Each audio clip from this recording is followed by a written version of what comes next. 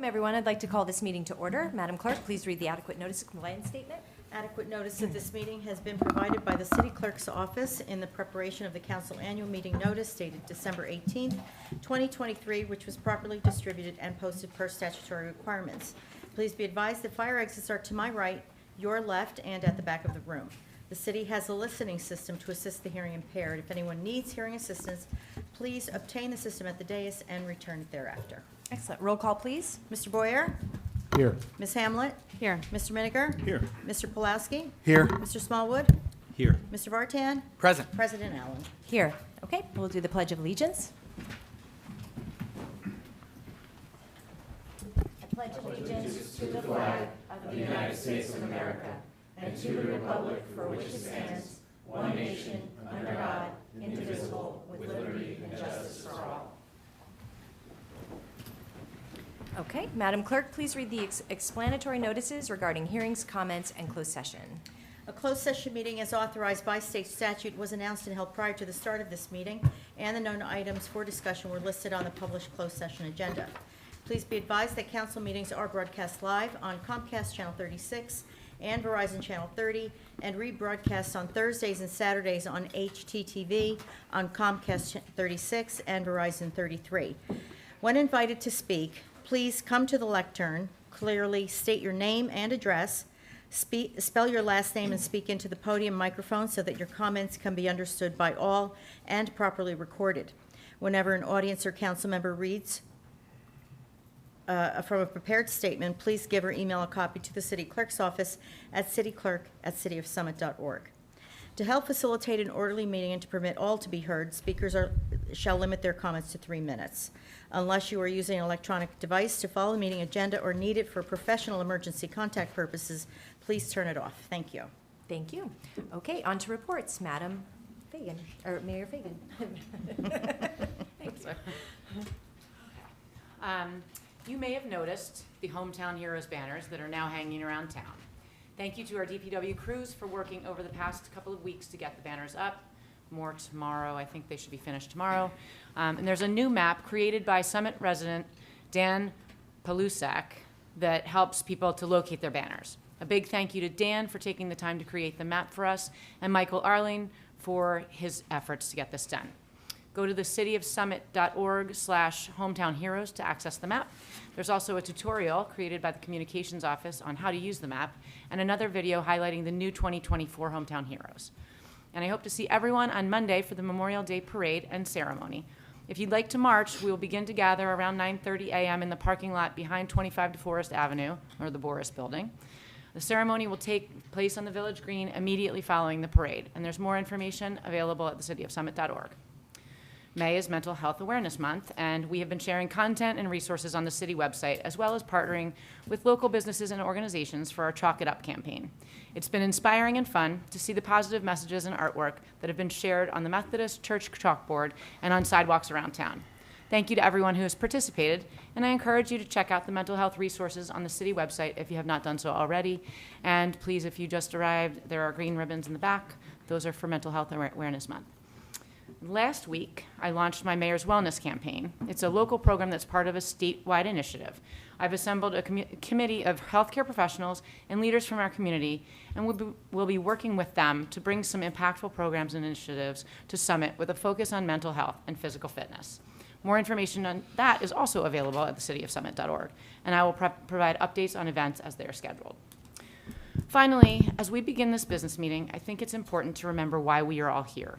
I hope I can speak on behalf of all of the Summit elected officials when I say that we are proud to volunteer for the best little city in America. Trademark Guy Hazelman. Additionally, I assume that the residents who attend these meetings share our love for Summit. When we prioritize what brings us together, we can accomplish so much for this town. In a world that every day becomes more and more divided, let Summit set the example of what community should be all about. With that in mind, as we move through this agenda, I ask that we support a healthy and respectful dialogue. Thank you. Thank you, Mayor. Administrator Rogers. Thank you, Council President. Good evening, everyone. City offices will be closed on Monday, May 27th. May 27th is also a parking holiday in Summit with no fees required for on-street parking or parking in municipal lots and garages. Trash collection is unaffected, but recycling collection will operate on a modified schedule for the week of Monday, May 27th through Friday, May 31st. There is no recycling on Monday, May 27th, and all collections for the week will be picked up the next day.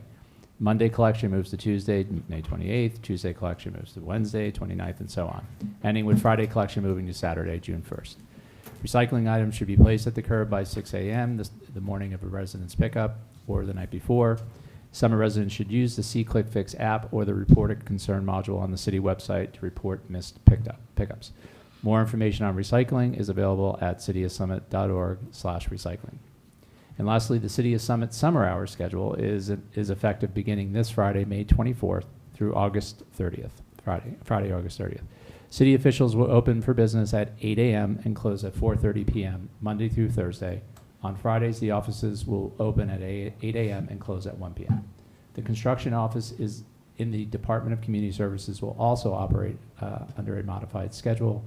The office will be open Monday through Thursday, 7 a.m. to 4:30 p.m., and on Fridays from 7 a.m. to 1 p.m. And that's all I have. Thank you, Council President. Thank you, Administrator Rogers. Okay. 8 members of the City of Summit Fire Department volunteered at the National Fallen Firefighters Foundation on Memorial Weekend, held May 3rd through May 5th, 2024, at the National Fire Academy in Emmitsburg, Maryland. The annual event honors the firefighters who died in the line of duty the previous year.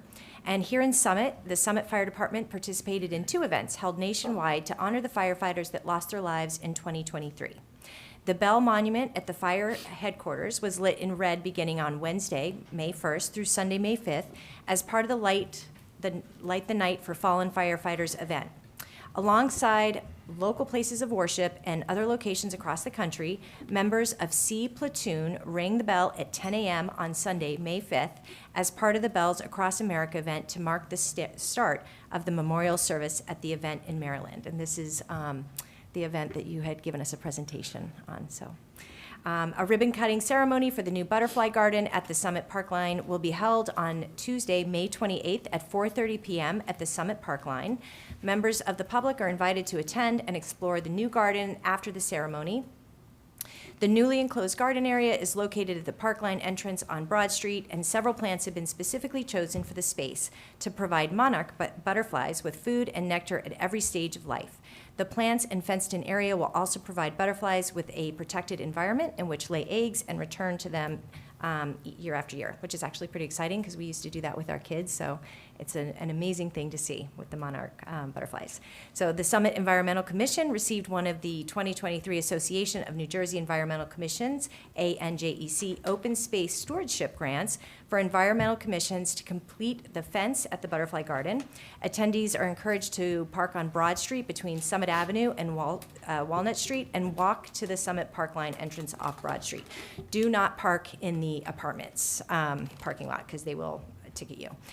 So don't forget, we have the Memorial Day Parade. We have our 5th annual Summit has Pride event on Saturday, June 1st on Summit's Village Green at 6 p.m. And I'm excited for the pool to be opening soon. And that's all I have. Okay, Councilman Pulaski, Historical Minute. I'd like to invite Caroline King, who is the chair of the Historic Preservation Commission for the city. She's going to hum a few bars, I think, on architecture in Summit. Okay, Caroline King, K-I-N-G, if I have to do that, 38 Gloucester. And this is a very quick overview of 4 historic homes. I just thought it'd be better to have a slide so you can look at what we're talking about. So 5 Robin Hood Road is a Tudor revival, and it's one of the earliest houses in the Ivanhoe Park division of the North Side Historic District. There's always a good story. In 1924, Mr. Charles Lott began accumulating materials from dismantled houses and ships across the country and in Europe for a house he planned to build in Summit. And this house was a recipient of an award by Architectural Forum in 1930.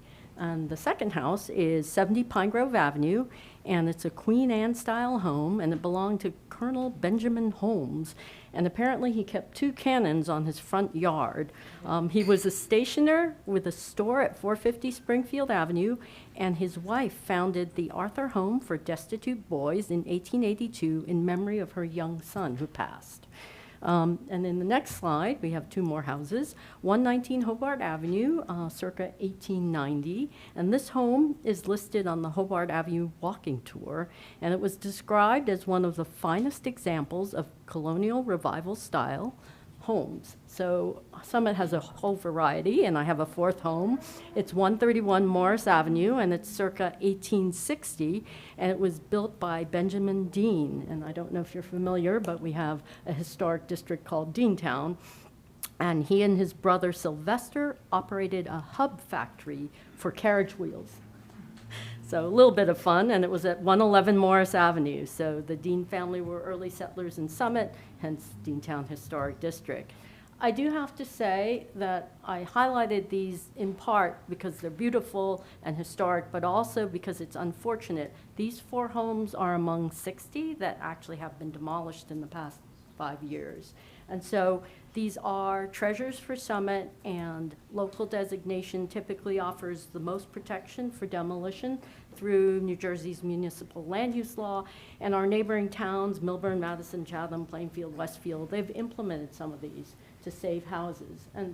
And so, you know, the master plan for Summit has goal 1 as guide development to maintain and enhance the character of Summit. So I'd just like everyone to know the history. It's a wonderful town, and that's just something I'd like to all collaborate on. So thank you. Thank you. Thank you. Very nice. Okay, wonderful. All right, moving on to public comments. It's time to welcome comments from any member from the public about issues. When you come up to speak, please speak about issues not on tonight's agenda. Whenever an audience member reads from a prepared statement, please, I'm sorry, let me just pause. We do not have the minutes, right? Right, okay. Please provide a copy to the city clerk at cityclerk@cityofsummit.org.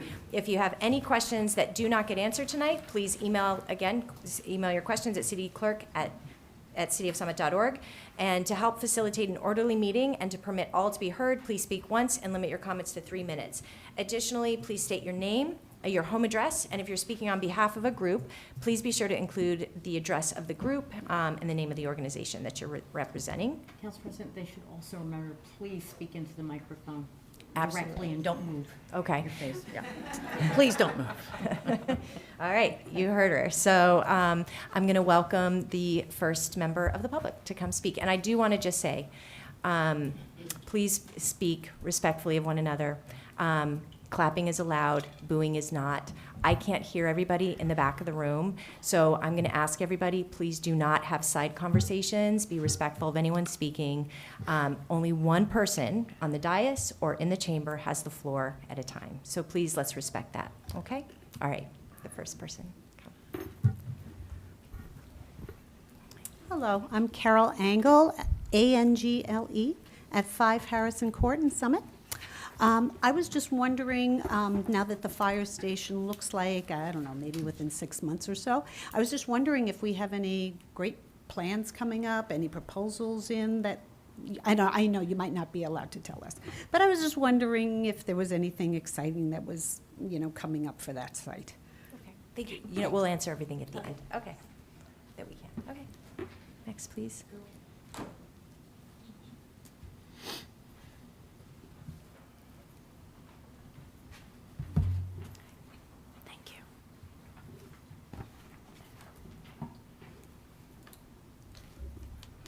Ellen Boylan, 137 Tulip Street, and I'm a member of At Home in Summit.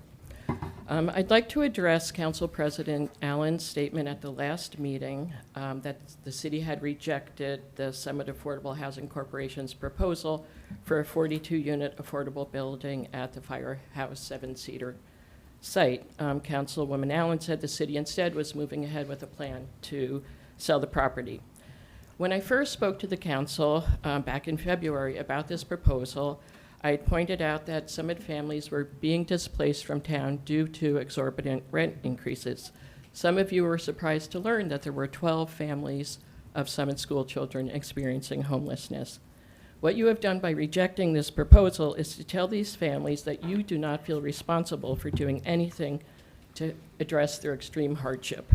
Yes, the mayor has created a working group on homelessness, but it seems like an empty gesture when we all know that the cause of homelessness is a lack of affordable housing, and you've rejected an opportunity to create it. Selling this land now is a striking act of bad faith and a clear evasion of the Fair Housing Act. No matter how much you say Summit has diligently made efforts to meet the 50-unit requirement of the 2016 settlement agreement, this is not the case. Summit has added only 16 affordable units since 2016. 7 more are in the pipeline. That's only 23 units, leaving 27 of the 50 that have not been built. You rejected a reasonable proposal to add 42 affordable units to our community, a project that would have been fully funded by state and federal dollars and the Summit Affordable Housing Trust Fund. You rejected what would have been a reasonable effort to get to the 50 units. Selling this land now signals that you have no intention of complying with not just the settlement agreement, but also the new revisions to the Fair Housing Act enacted in March. Under this law, in October, just a few months from now, the Department of Community Affairs will give Summit its fair share number. That is, the number of affordable units Summit will be required to produce in round 4. Summit's fair share obligation under the new law will be to facilitate construction of between 80 to 100 new affordable units. You know this, yet you are selling off city real estate that represents the only viable way to put a dent in this number. The right thing to do, and what I'm asking you to do, is to comply with the law. Hold on to the land to see what the exact fair share numbers will be, and then follow the procedures in the law, laid out in the law, to develop Summit's housing element and fair share plan, which should demonstrate exactly how Summit plans to meet its fair share obligation. Instead, you're attempting to take this land off the table so you can throw up your hands and say, we can't meet our obligation, we don't have any buildable land. Your legacy could have been, and still can be, to be a mayor and council that gave 42 hardworking families the opportunity to live in our wonderful town and enjoy all of its benefits. Instead, I'm afraid your legacy is going to be you were the mayor and council who attempted to evade the law and didn't succeed, but in the process subjected our community to litigation, exorbitant development costs, and the overdevelopment of our town. Thank you for your consideration. Okay, thank you, Ms. Boylan. Anyone else? Oh, we have 2 coming, sorry. Yep.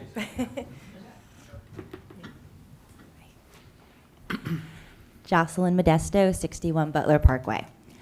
I would like to respond to the question posed by Councilman Pulowski at the last meeting. Is there any in-between regarding lights at Tatlock? I apologize if our Tatlock community was not clear enough during our meeting in March, or at the neighborhood meetings you attended, or at the boosters meeting last week. But if you were listening then, or if you read through the lengthy meeting minutes, I believe the neighborhood has made its position clear. But I will say it again, there can be no in-between, because any promises made to the Tatlock neighborhood are changeable, unreliable, and unenforceable.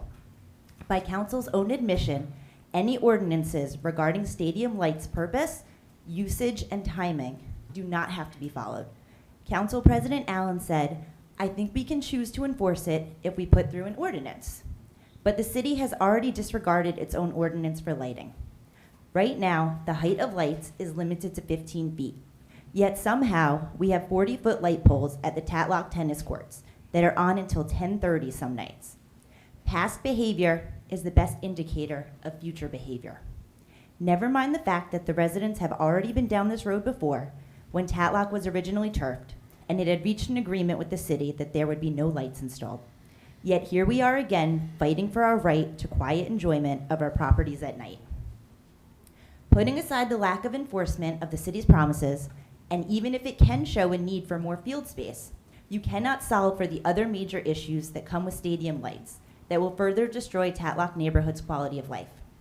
The sports community has taken every afternoon and every weekend, from early in the morning until late in the day, and used the fields as desired, regardless of the effects on the daily life of its surrounding residents.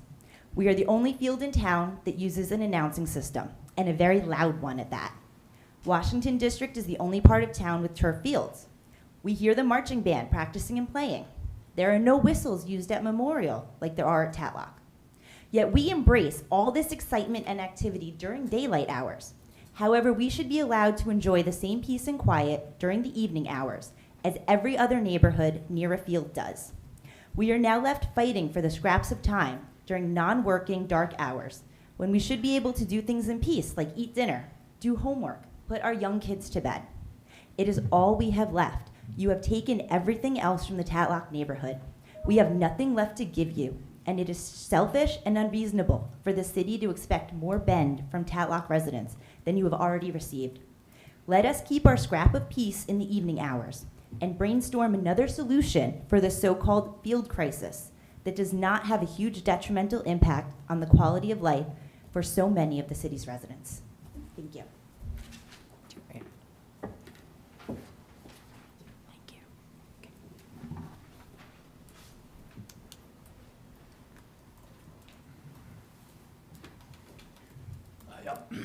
I'm Mike Fiorelli, F-I-O-R-I-L-L-I. I live at 12 Yale Street. And the reason I'm here is for we live next to the Union County Pistol Range. And on a daily basis, we're bombarded with gunfire. And that's something that's been going on now for a long time. And I have some information here that I just want to share with you guys. Apparently, this location is used by 35 agencies and Union County and federal agencies. And I don't know how many individuals are involved with each agency, but let's say there's about 20 of them. These are people that carry guns and they have to get recertified every 6 months. So 20 individuals times 35, that's 700 people. 700 people, and in order to get recertified, they have to shoot 200 rounds at nighttime, 200 rounds at daytime. That's 280,000 rounds in a 6-month period. And they have to do that every 6 months. Now, I stopped up there and looked at their location up there. And this place is open. They do have some walls up, but it's open up top. I believe it could easily be closed in, use some kind of sound-absorbing material to deaden the sound. That's all we're looking for. We can coexist here. But something needs to happen. And I have something that I wanted to share with you.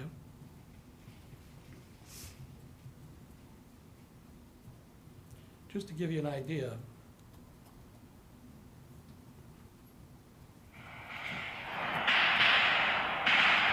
That's from our backyards.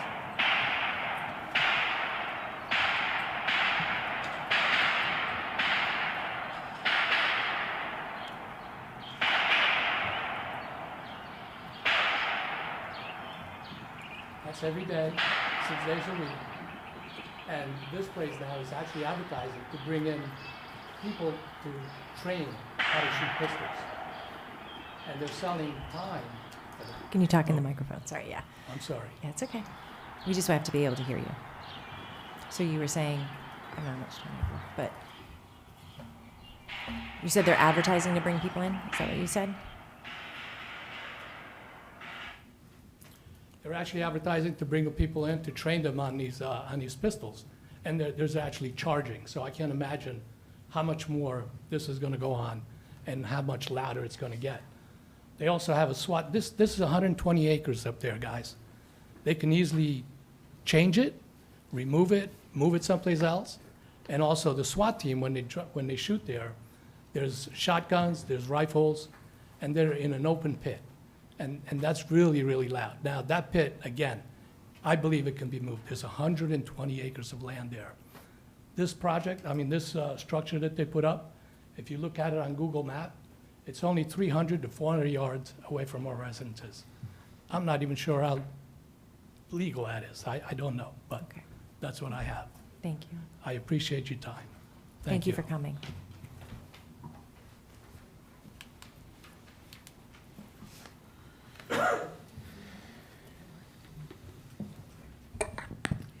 Good evening. I'm Claire Toth, T-O-T-H, at 11 Sunset Drive. At the last council meeting, Council President Allen stated Summit will not move forward with the housing development proposed by At Home in Summit in conjunction with the Summit Affordable Housing Corporation. Council President Allen explained that Summit will rely on developer set-asides as we move into round 4 of our affordable housing obligation. Here's what wasn't said.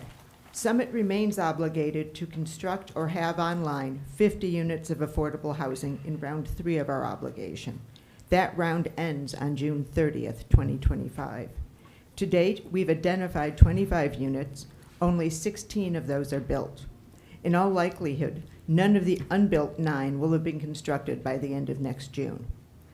By turning down the opportunity to construct the 42 units of affordable housing proposed by At Home and Summit, Council is demonstrating that it is not taking all reasonable steps needed to achieve the goal of facilitating the construction of 50 new rental ownership units within the city, as required by paragraph 12 of the settlement agreement with the Fair Share Housing Center.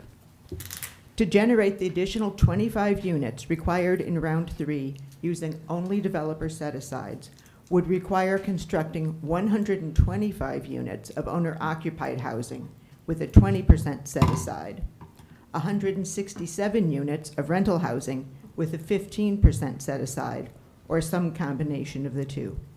That simply will not happen in the next 13 months. Next door in Millburn, the City Council chose not to move forward with planned downtown affordable housing. The Fair Share Housing Center sued, and now Millburn has a special master to decide where its affordable housing will be built. As noted above, Summit's obligation to provide those additional 25 units of affordable housing in the next 13 months is the result of a settlement agreement with the Fair Share Housing Center. I'm afraid Council's decision not to accept At Home and Summit's proposal has just put Summit in Fair Share Housing's crosshairs. If Summit hopes to make its own decisions about affordable housing, Council needs to act immediately. Thank you. Okay.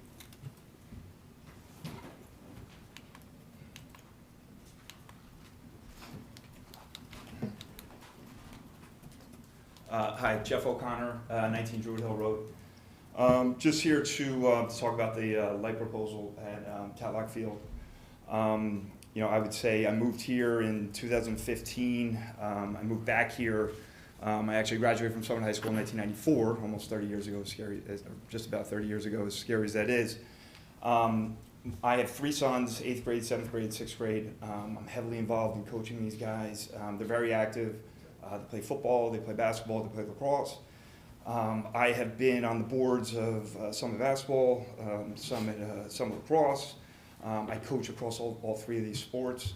I think the one thing that I would like to point out is that when I graduated 30 years ago, there was 150 kids in the graduating class.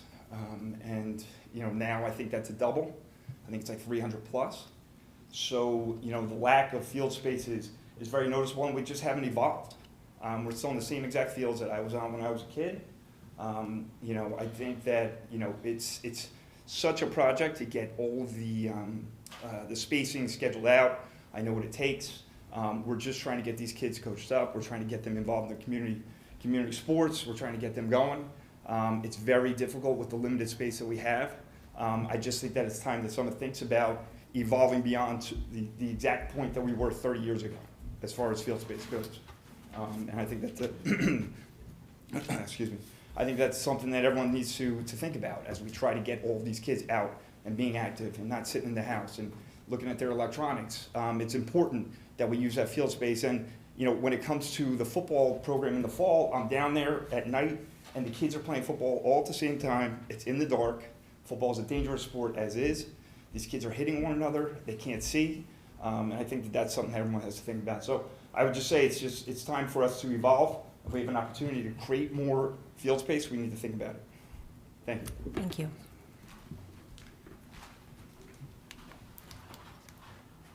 Barbara Fevelo, Hode. Hold on 1 60 second. Hold on, I just want to give you your full time. Yep. Okay, all right, thank you. Barbara Fevelo, Hode, 61 Wade Drive.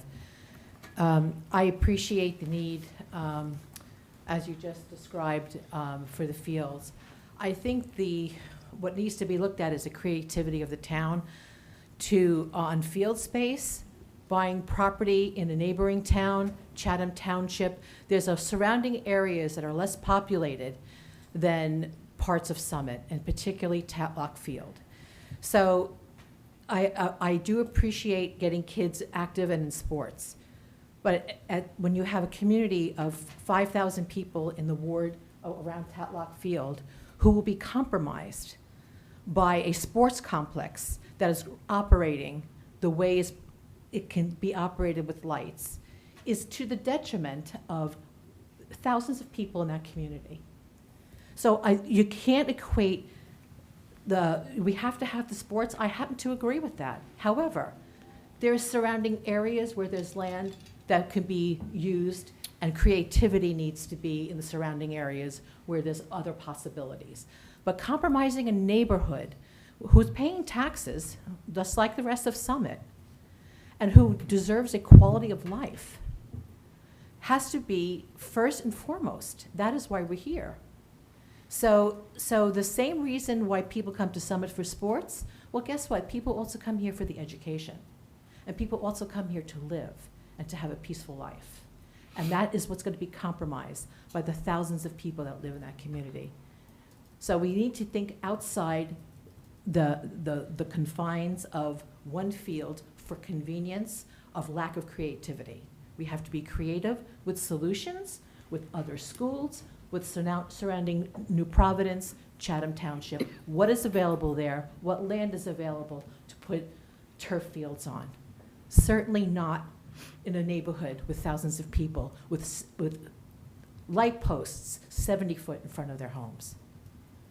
So I really want you to consider being creative outside the confines of what is being proposed, because it's to the detriment and the health of many people. Thank you. Thank you. Okay.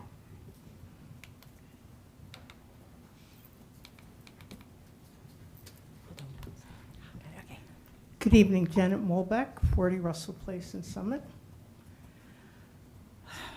I just want to speak tonight in support of the proposal that came before you in terms of the old firehouse site.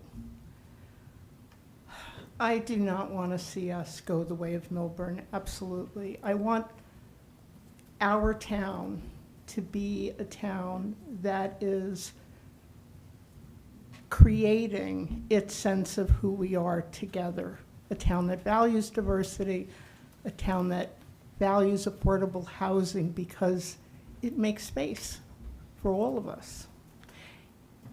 Please reconsider. Do not leave it to the developers or to a kind of a legalistic mind.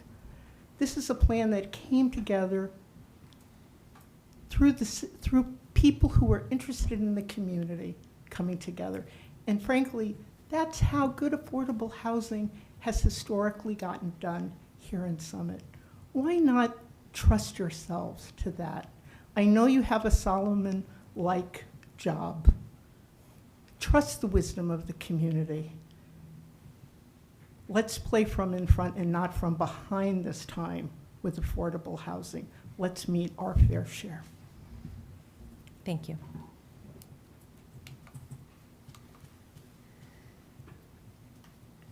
Anybody else? Okay. I am going to close the public hearing.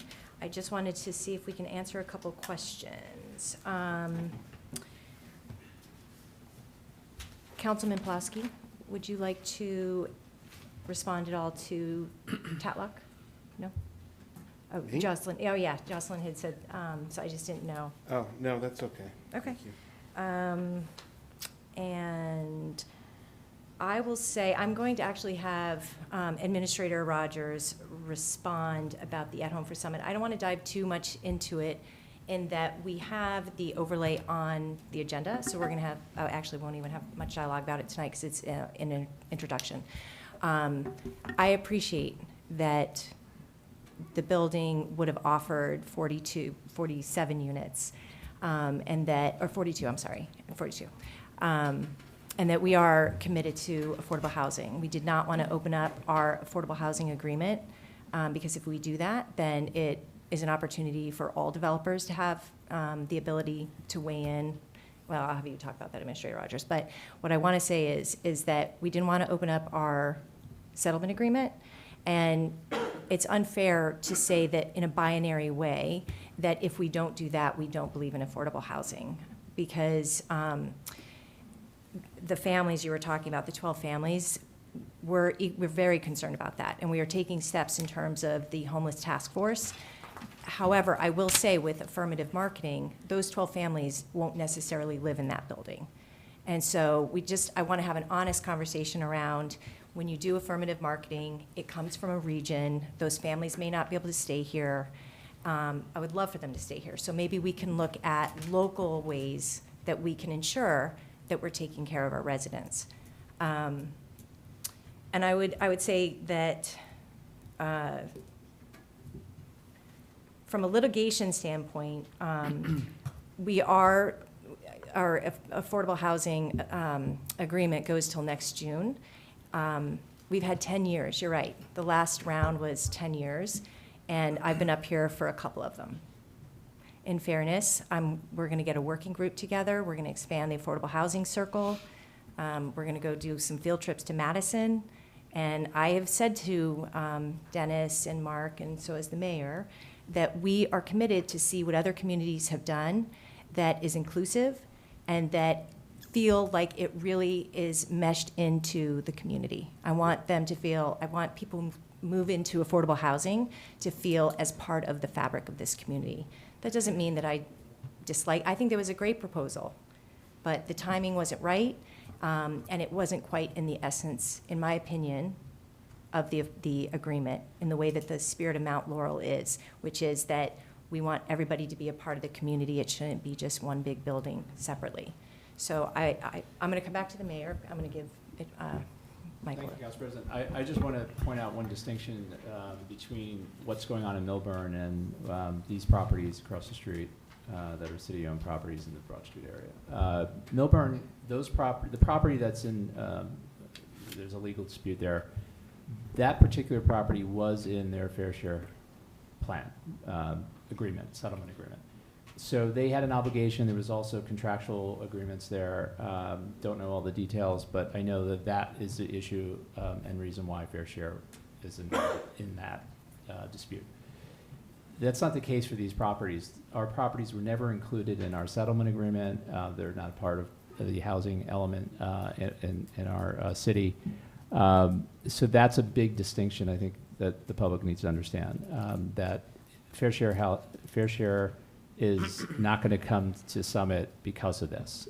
I just want to clear that up, that it's just not true. We will have this third round comes to an end next year. We will be complying with whatever we have to with the new affordable housing law. And I think the biggest thing for us was we would have had to go through opening up our settlement agreement and going through a very long process through the courts again when we're at the end of this. We're in our year 10 of our settlement agreement. So that was probably the biggest reason why we didn't proceed with that. Thank you. Mayor? I just wanted to say that the Mount Laurel Committee and our professionals have assured us that we will get to our 50-unit goal in plenty of time. So I want to reassure people that that is happening. And I also want to say that our municipal housing liaison has been working very, very diligently to speak with various landowners throughout the city to try to accommodate even more units. And we're being very creative, and I've been proactively reaching out to groups as well. So I just want that to be very clear. That's all. Okay. So I just wanted to let you know that we're still committed. Okay. All right. And then I think that was there anything else from council? Council President, Yeah. I just want to address Mrs. Engel. Yes. Chief Evers, if you want to just come up and mention what we potentially have planned after the firehouse is built. If you want to throw that out there. Any ideas? I mean, nothing's set in stone, but just to give you an idea. Is that geared towards, was the question geared towards the current building or a new building? New building. The new building. The new building? Oh, so the old. Yeah. Oh, I'm I don't sorry. have any plans No, for I'm- other no, than the building. I apologize. A little training once it's closed I down. thought you were saying when the new firehouse is, when we cut the ribbon for that, if we're gonna have a celebration. That's what I, okay, I'm sorry. Yeah, Yeah, sorry about that. Well, I can move to my second piece, yeah. Mr. about Fiorelli. the fire range. So, I feel for you. It is, I used to live across the street from you, as you know, on Yale Orchard. The amount of rounds that is discharged is, I mean, to come out of your house every day, is that, I mean, day and night, is both times a day? They claim that they're open from 8 to 4. Guys, you can't have. I'm sorry, no back and forth. Sorry. Okay, yeah, sorry. So, but anyway, I talked to the chief in our safety committee meeting, and we did go over it. What I'd like to do is, as a first step, is to put you in touch with the sheriff, so that you and the sheriff can have a conversation and see how that goes. The second step is, that doesn't go positively, I'd like to see what the other residents in your community, how they feel. If there are enough residents that have an issue with it, then I think that, you know, we can't just sit up here and say, you know what, deal with it, right? I mean, I'm not gonna do that. So I think we can see what the other residents in the neighborhood are saying, and then we can, you know, take another step, all right? Councilman, I was just going to say, we've spoken, I know that you have spoken with the Union County Sheriff, so we should take this offline, and that, I'll give you that conversation. He came to admin last year. The struggle is that there isn't really anywhere for them to train other than in this location. And so I think it has grown beyond what it used to be in terms of numbers. And I think that's really, if there's a place where there's a compromise of some sort, that we're hoping that maybe we can work with them on numbers. Councilman. Can I just add to Bartan, that? yes. Thank you both. I grew up on Ashwood, live on Russell now, hear it very clearly as well. There has been an increase. It went back to 2 qualifications per year after COVID. There was a break in that for operations, and now that's back. I think well, I'll back up for a second too. We did have a meeting last year also with some residents, parents at Jefferson, concerned about kids participating in active shooter drills and hearing gunfire outside, right? That's something that only the Jefferson community has to deal with, and that's not good. So the sheriff did agree, and my understanding is that it's happening, that when they have active shooter drills, which are once a month, and field days and other things that are outside, they stop firing for some period of time. So that's also helpful. The big thing that I heard there that I think is alarming and that we should check out is if they're advertising for more people to be coming, right? If it's police agencies, that absolutely has to get done. But if they're advertising to members of the public, or if they're advertising to people that don't absolutely have to be there, we have to round up again with the sheriff and find out what's happening. So, thank you. Yeah, which is why I said let's talk to the sheriff again, because what happened last year could be totally different than what's going on now, right? Things change. And also, you mentioned that there's a lot of acreage. So, you know, I think these conversations can be fruitful. So we should re-engage. Thank you. And I just wanted to say, I think it was Jeff, and I apologize, I didn't write down your last name. In terms of Tatlock lights, they're not on the capital budget this year. But I just wanted to say that in terms of kids, I sit on the BOSE with Councilman Miniger, and when we talked to the superintendent about the budget, I said, what happens if you get another 5 to 10 kids in the Wilson Elementary or for kindergarten?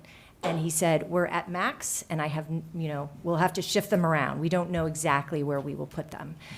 So we have a significant interest in our schools. We have great schools, excellent schools, and people are flocking here. There's a lot of families coming in. We have an enormous amount of development happening. There's a 47-unit apartment building going up on Morris Avenue and River Road. So we're going to be faced with some challenges in terms of how much development is happening. It brings families, which is a wonderful thing, but I'm not quite sure where that will lead, where that will lead. But I think we need to think about, there is going to be progress in Summit, agnostic to the lights. I honestly, we can have that conversation, but as development happens, we're all going to end up having some kind of compromise in our neighborhoods. It's just going to happen. So I don't know what that means long-term, but development's happening, our schools are full, and families are coming, and that's a good problem to have. So, but we're going to have to work together as a community to really figure out what does that mean in terms of quality of life and noise and pollution and traffic within our community, in our neighborhoods. So I just wanted to acknowledge that, and I'm going to close that portion of our meeting. So, all right, we're going to move on to ordinances for hearing. Madam Clerk, please read the ordinance for capital projects and community services. Ordinance number 24-3312, an ordinance authorizing the acquisition of real properties on the official tax map of the City of Summit, County of Union, New Jersey. Okay, Councilwoman Hamlet? Thank you, Council President. Sorry, I didn't realize I was up first. Just give me 1 second.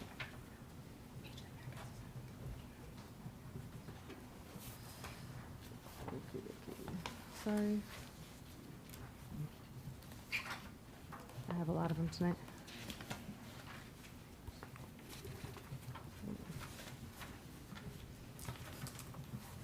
Do you have a packet page? Thanks, Ruth.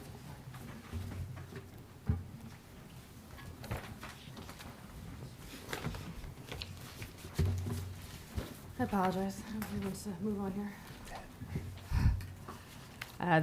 Thank you, Council President. This is Capital Projects Ordinance 24-3312. Yep. Right. An ordinance authorizing the acquisition of real properties on the official tax map of the City of Summit. These are two parcels, Block 3208, Lot 5, which is on 59 Ashland Road, and Block 3207, Lot 5, 57 Linden Place, currently owned by a defunct development company, Summit Homeland Company, for which no successor or entity remains. These parcels were likely created during the original subdivision of the area, and they primarily contain walled portions of the Salt Brook, in addition to some adjacent unimproved areas. Earlier this year, our legal team's opinion was that the city holds the responsibility for these properties based on the current ownership status, even though the city is not listed as the lawful owner. Previously, the city has had an informal practice of removing obstructions in the Salt Brook, including trees within these parcels. Since the city has responsibility to maintain these parcels at the time the department is recommending proceeding with a formal acquisition of these lands so they can be added to the list of city-owned parcels on the tax maps and MODIV data, so the ownership is clearly understood moving forward. I would like to move this ordinance for hearing. Great, okay. Second. Hearing is open. Council comments? Public comments? Yes. Yeah. Good evening. Oh, hold on 1 second, T. I just want to give you your full time. Go ahead, T. I'll have plenty. Okay, go ahead. So I'm Diego Hoyk, 9 Argyle Court.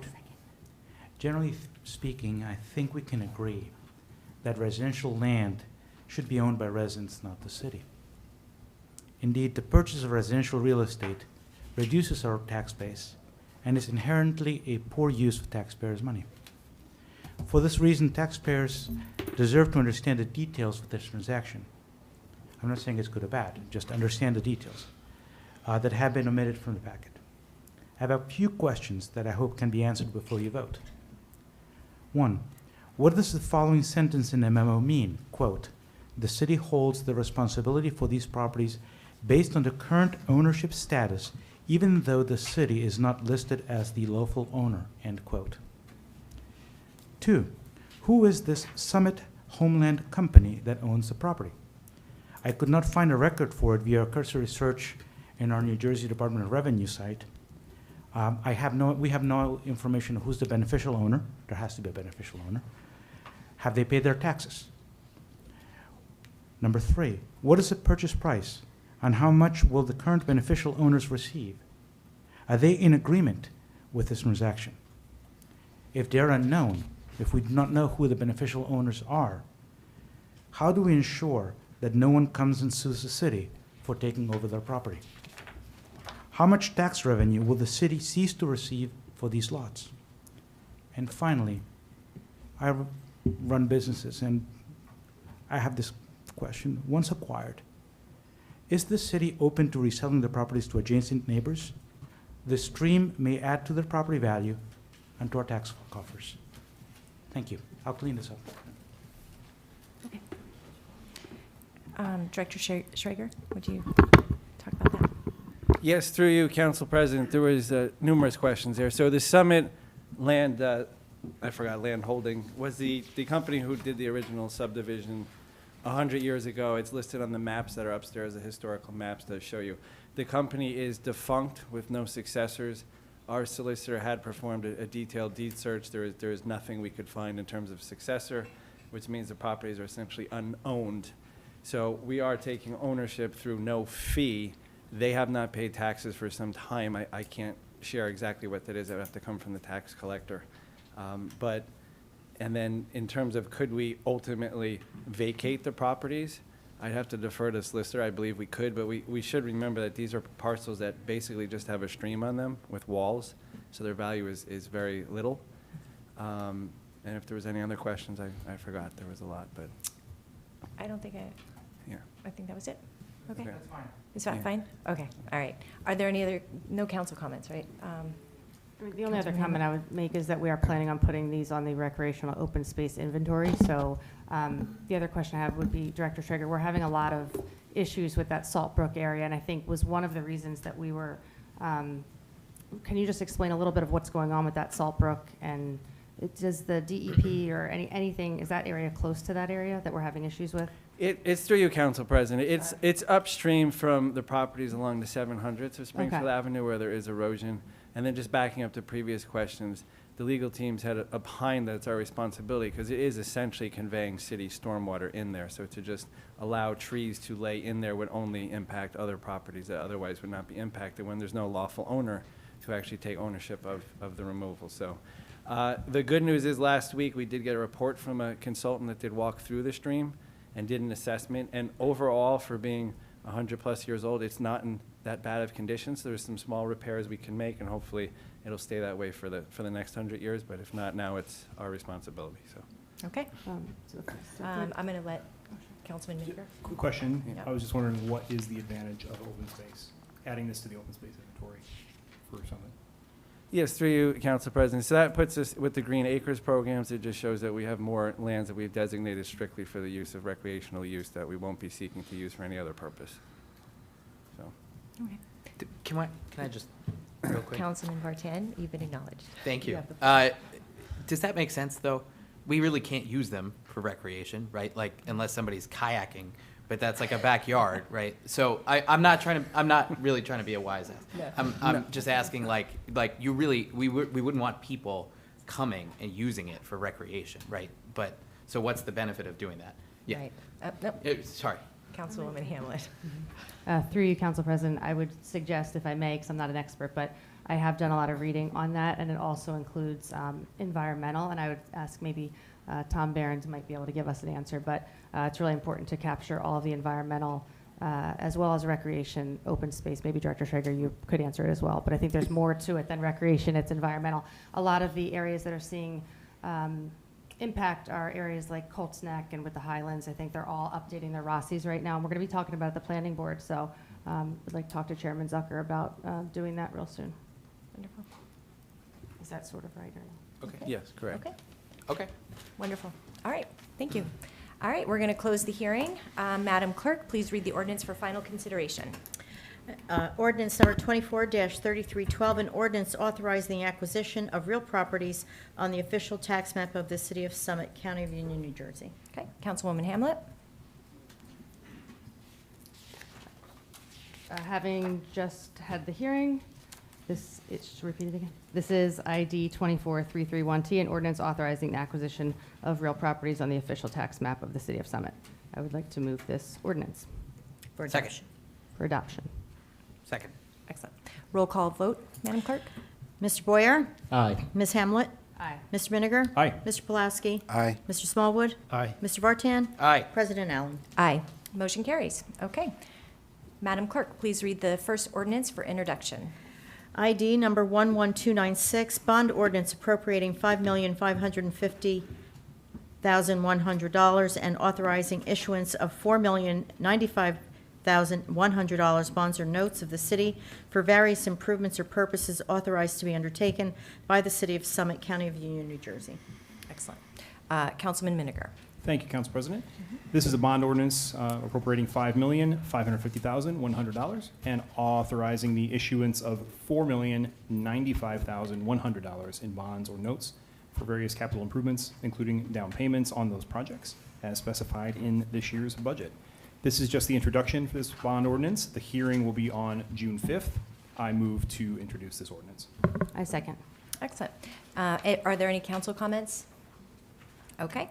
As Councilman Miniger said, the hearing will be on June 5th, 2024. Madam Clerk, roll call vote, please. Mr. Boyer? Aye. Ms. Hamlet? Aye. Mr. Miniger? Aye. Mr. Pulaski? Aye. Mr. Smallwood? Aye. Mr. Vartan? Aye. President Allen? Aye. All right, motion carries.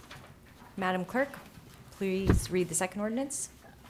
ID number 11297, bond ordinance appropriating $2,655,000 and authorizing issuance of $2,528,000 bonds or notes of the city for various sewer utility improvements or purposes authorized to be undertaken by the City of Summit, County of Union, New Jersey. Great. Councilman Miniger. Thank you, Council President. This is a bond ordinance appropriating $2,655,000 and authorizing the issuance of $2,528,000 in bonds or notes for various sewer utility improvements, including down payments on those projects as specified in this year's sewer utility budget. This is just the introduction for this bond ordinance. This hearing will be on June 5th. I move to introduce this ordinance. Second. Excellent. Are there any council comments? Okay, hearing none. Roll call vote, please, Madam Clerk. Mr. Boyer? Aye. Ms. Hamlet? Aye. Mr. Miniger? Aye. Mr. Pulaski? Aye. Mr. Smallwood? Aye. Mr. Vartan? Aye. President Allen? Aye. Motion carries. Okay, third finance ordinance, Madam Clerk. ID number 11298, bond ordinance providing for the improvement of parking facilities in and by the City of Summit, County of Union, New Jersey, appropriating $60,000 therefore, and authorizing issuance of $57,000 in bonds or notes of the city for financing such appropriation. Okay, Councilman Miniger. Thank you, Council President. This is a bond ordinance appropriating $60,000 and authorizing the issuance of $57,000 in bonds or notes for various parking utility improvements, as well as down payments on those projects as specified in this year's parking utility budget. This is just the introduction for this bond ordinance. The hearing will be on June 5th. I move to introduce this ordinance. I second. Excellent. Okay, any council comments? Okay, hearing none. Roll call vote, please, Madam Clerk. Mr. Boyer? Aye. Ms. Hamlet? Aye. Mr. Miniger? Aye. Mr. Pulaski? Aye. Mr. Smallwood? Aye. Mr. Vartan? Aye. President Allen? Aye. Motion carries. Okay, Madam Clerk, please read the next ordinance. ID number 11303, an ordinance to establish the 2024 salaries, wages, or compensations of and for the officers and employees of the City of Summit, County of Union, New Jersey. Finance Chair Miniger. Thank you, Council President. This ordinance establishes salary ranges for all city employees, both union and non-union. This is just the introduction for this ordinance. The hearing will be on June 5th. I move to introduce this ordinance. I second. Okay. Any council comments? Okay, hearing none. Roll call vote, please. Mr. Boyer? Aye. Ms. Hamlet? Aye. Mr. Miniger? Aye. Mr. Pulaski? Aye. Mr. Smallwood? Aye. Mr. Vartan? Aye. President Allen? Aye. Motion carries. Madam Clerk, please read the next ordinance. ID number 11254, an ordinance amending the code, Chapter 7, Traffic, Section 7-14, Loading Zones. Councilman Smallwood. Thank you, Councilman President. This is ID number 11254, an ordinance amending the code Chapter 7, Traffic, Section 7-14, Loading Zones. This is to establish a 15-minute parking area on Glenwood Place for delivery drivers. This is just the introduction, and the hearing will be on June the 5th. I move to introduce this ordinance. I second. Excellent. Any council comments? Okay, hearing none. Roll call vote, please. Mr. Boyer? Aye. Ms. Hamlet? Aye. Mr. Miniger? Aye. Mr. Pulaski? Aye. Mr. Smallwood? Aye. Mr. Vartan? Aye. President Allen? Aye. Motion carries. Okay, we're getting there. Madam Clerk, read the next Next ordinance.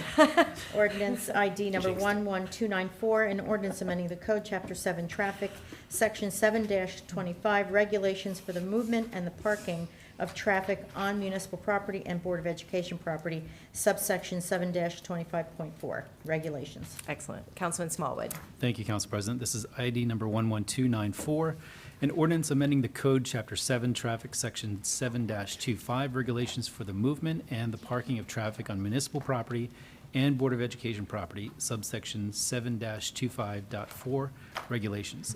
This is in the manner of parking throughout our parking lots and garages. The ordinance, this is just the introduction.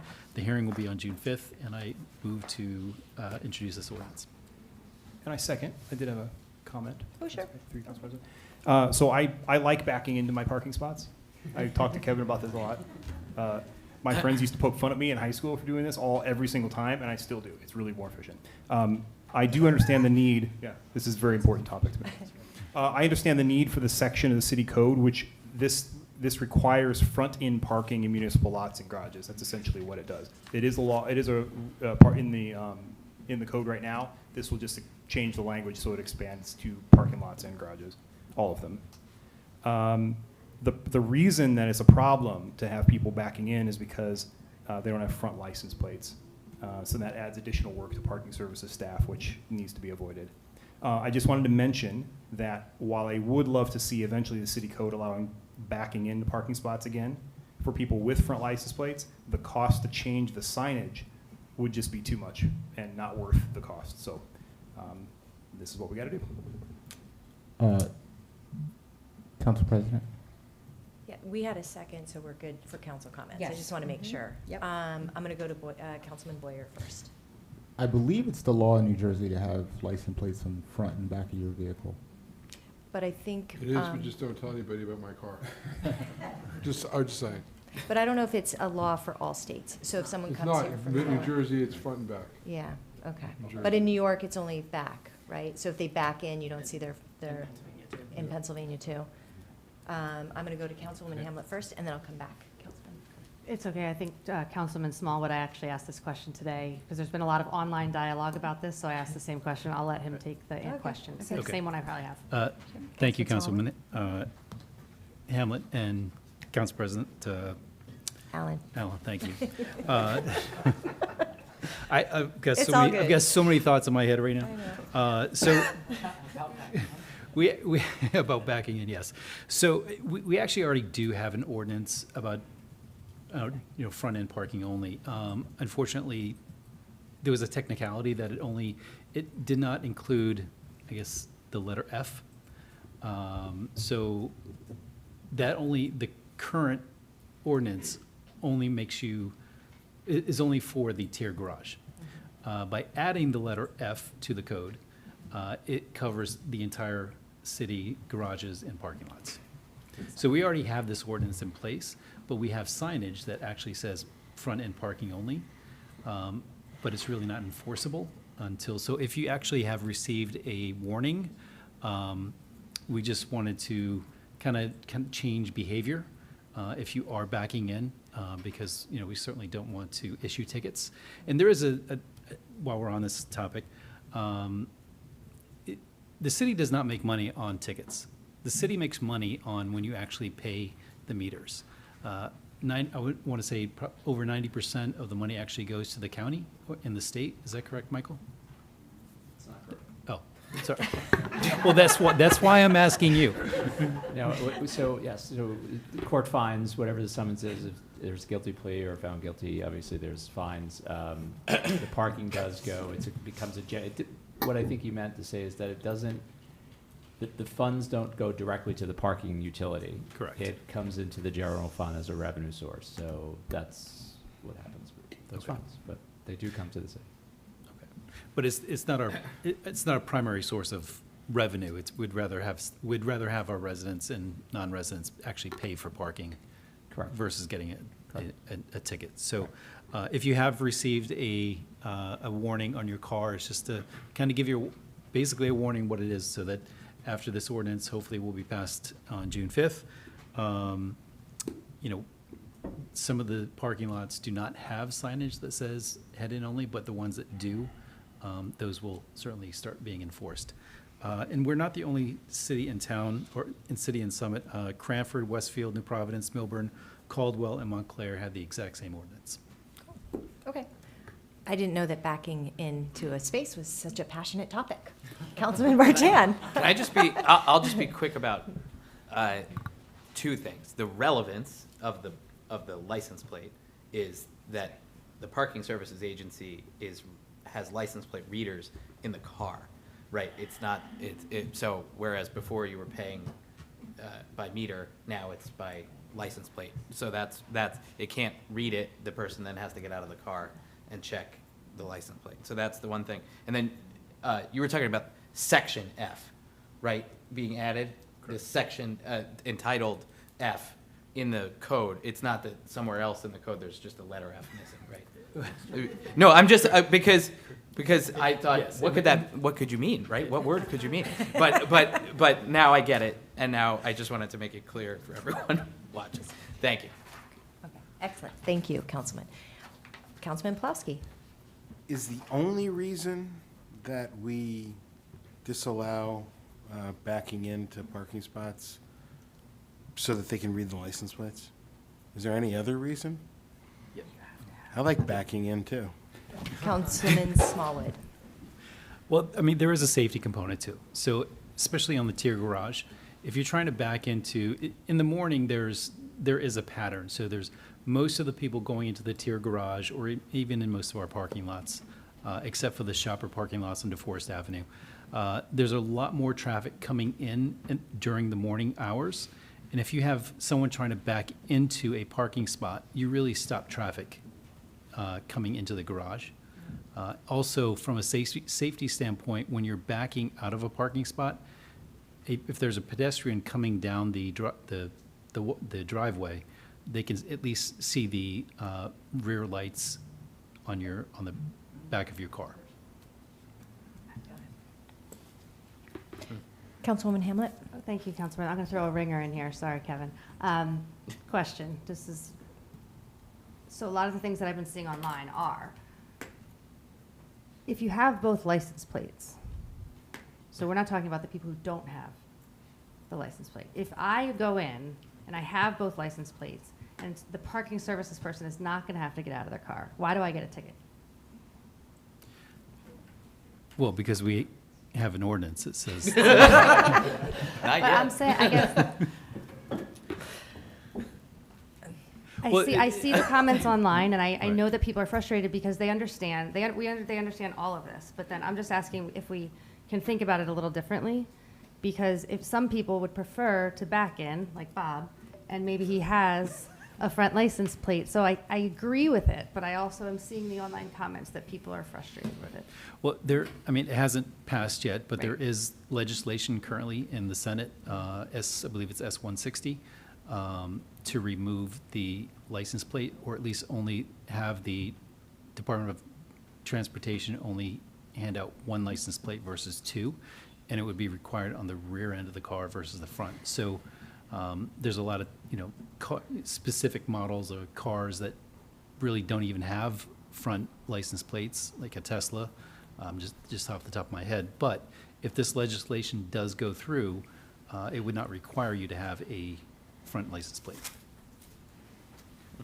Just to be clear, Teslas can put it on the front. They choose not to. Council President. Councilman Boyer. The only reason why I like back it in is because of the camera. I got to tell you, I always feel like I'm going to hit the front of my vehicle, and it seems like to me that it's more efficient, and the cars are, especially with the little spaces that we have, right? That the cars are kind of up more in line in the parking spots. I know we're talking about, but me and my wife had conversations about this all the time. Why can't we back in here? It would be great, So I just want to throw that out with the cameras. I mean, you can actually On the introduction. back in the spot. So all right. She's got it. All right, we're going to have a lot to discuss. Last comment. I'm just saying, can we just, this is only an introduction, right? Oh, yeah, this is just the So introduction. can we think about the possibility, if it makes sense, that we would not ticket those people who have a front license plate? Can we just talk about it? Not tonight, we can be in committee. Yes, we will certainly bring that up in 'Cause committee. I don't know how I'm feeling Council about this. President, could I just ask the city Madam Clerk? solicitor if that is a substantive change? If they were to change the ordinance language? I don't think it sounds too substantive to me. I think it's more. So she wants to exclude people who have front and back plates from being ticketed as opposed to those who only have one plate. But by changing this ordinance to reflect that, is that substantive? That probably is substantive. My suggestion would pass it the way it is, and we can then amend it.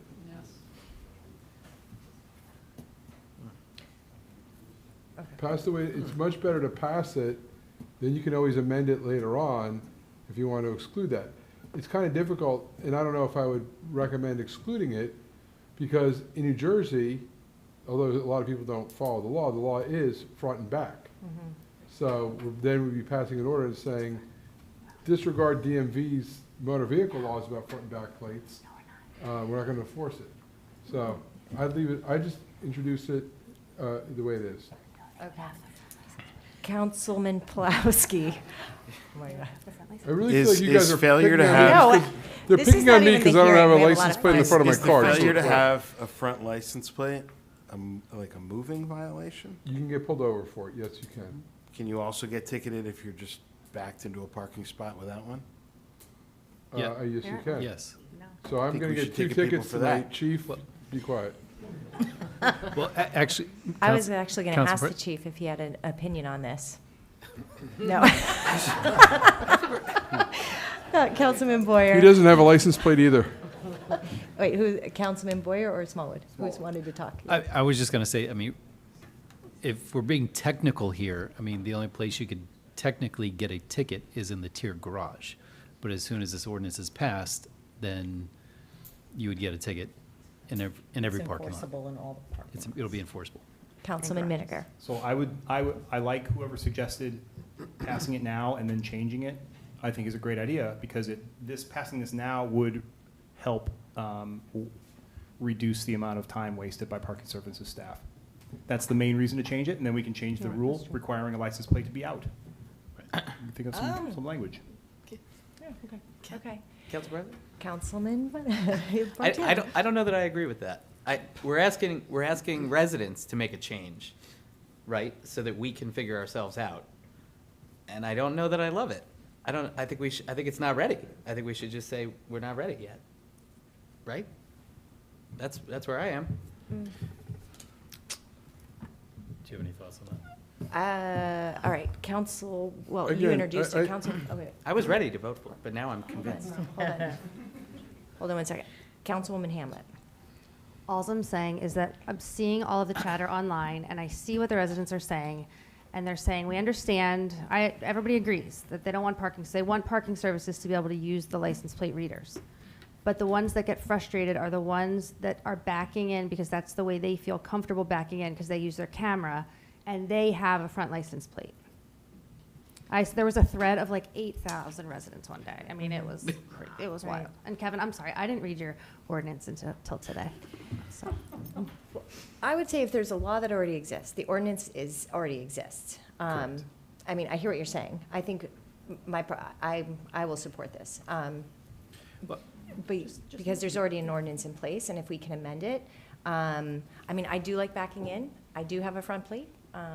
So I really want to move on because we have other things to talk about, and this is just an introduction.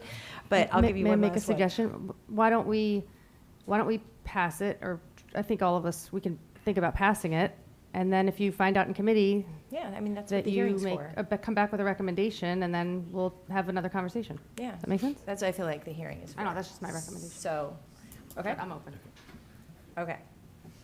Are we ready to move on, council members? Are we voting or not? Okay, all right. Roll call. Roll call, vote, please. Thank you. Madam Clerk? Mr. Boyer, Aye. Ms. Hamlet. Did you say anything? Not yet. You I'm said aye? Oh, you're thinking. Suspense, drum roll, please. Aye. Mr. Miniger. Aye. Mr. Pulowski. Aye for the moment. Was that an aye? Aye. Thank you. Mr. Smallwood? Aye. Mr. Vartan? Nay. President Allen? Aye. Motion carries. All right. Stay tuned for June 5th. Yeah, give me a moment here. I just have to. I'll give you a moment. GB nay. Your popcorn. Yes, all right. I know, that was exciting, in a good way. Okay, Madam Clerk, please read the final ordinance. ID number 11277, ordinance of the City of Summit, County of Union, New Jersey, amending Chapter 35 Development Regulations by creating a new Morris Broad Crossroads Overlay Zone District.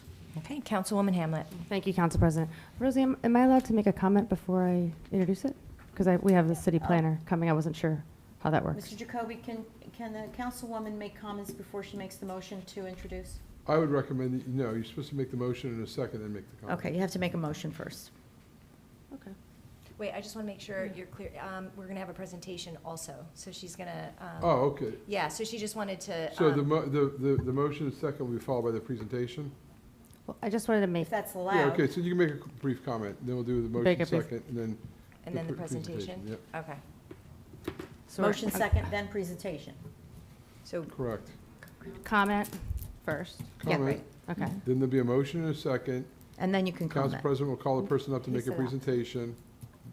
That's how we'll do it. So, Madam, I'm allowed to make a comment right now. Correct. Introduce the city planner, and then we will move the ordinance for introduction. Correct. Okay. and have the presentation Okay. when it's moved Yeah. and That'll be seconded. part of the discussion.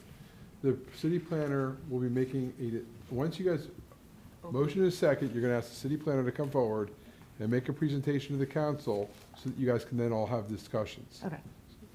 There's a reason for this. This is a complicated one, so I want to get it right. I would like to introduce this resolution Ordinance. with overwhelming support.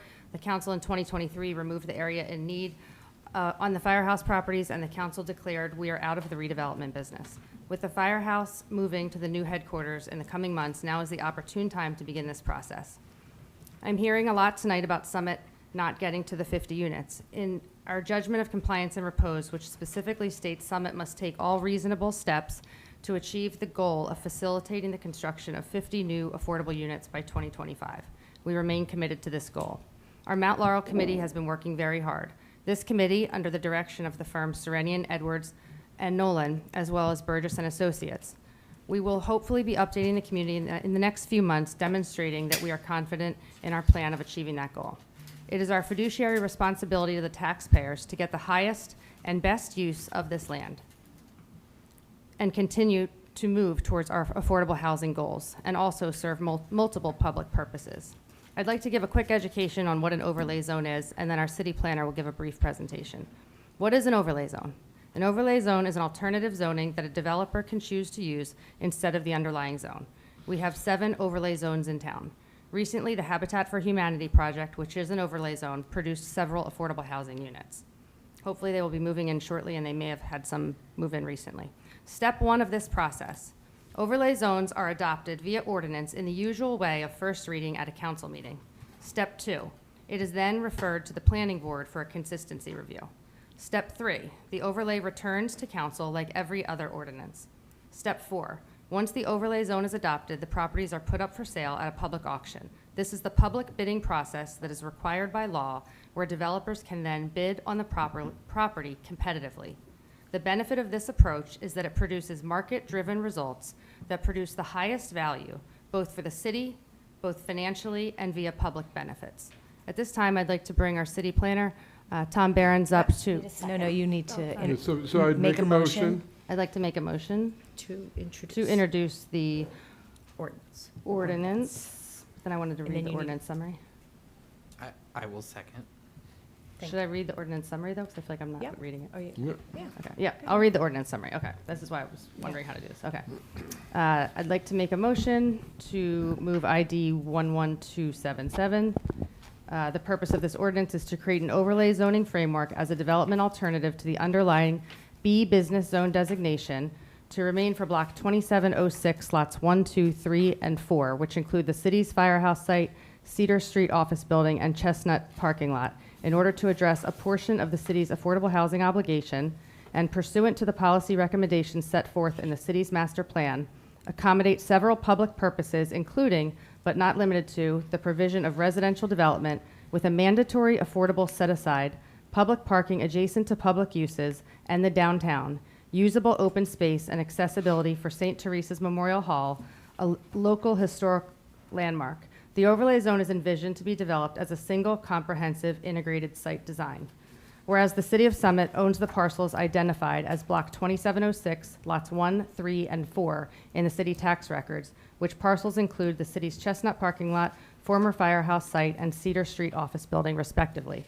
Whereas the city anticipates the fire department will relocate to its newly constructed firehouse in the summer of 2024, rendering the existing firehouse lot 3 vacant, which the city had planned to be developed for a new use.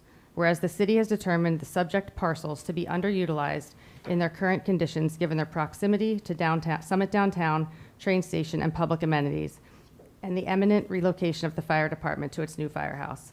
And whereas the city envisions the mixed use or residential development of tract in a manner that complements surrounding land uses, is consistent with the character of Summit's historic downtown, and intends to utilize this development opportunity to address a portion of its affordable housing obligations on this site through the provision of residential development with a mandatory affordable housing set aside. Almost done. Whereas the city also intends to accommodate several other public purposes on that site, including but not limited to the provision of usable open green space, public parking adjacent to public uses and the downtown, and accessibility to St. Teresa's Memorial Hall, all of which are in accordance with the policies and objectives set forth in the city's master plan. Whereas in light of the above, mayor and council have determined it to be in the public interest to create a development program for the site which allows for alternatives to the existing zoning in pursuit of aforementioned opportunities while also recognizing market realities. I'd like to move this ordinance for introduction. Second. Mr. Behrens, will you please come up?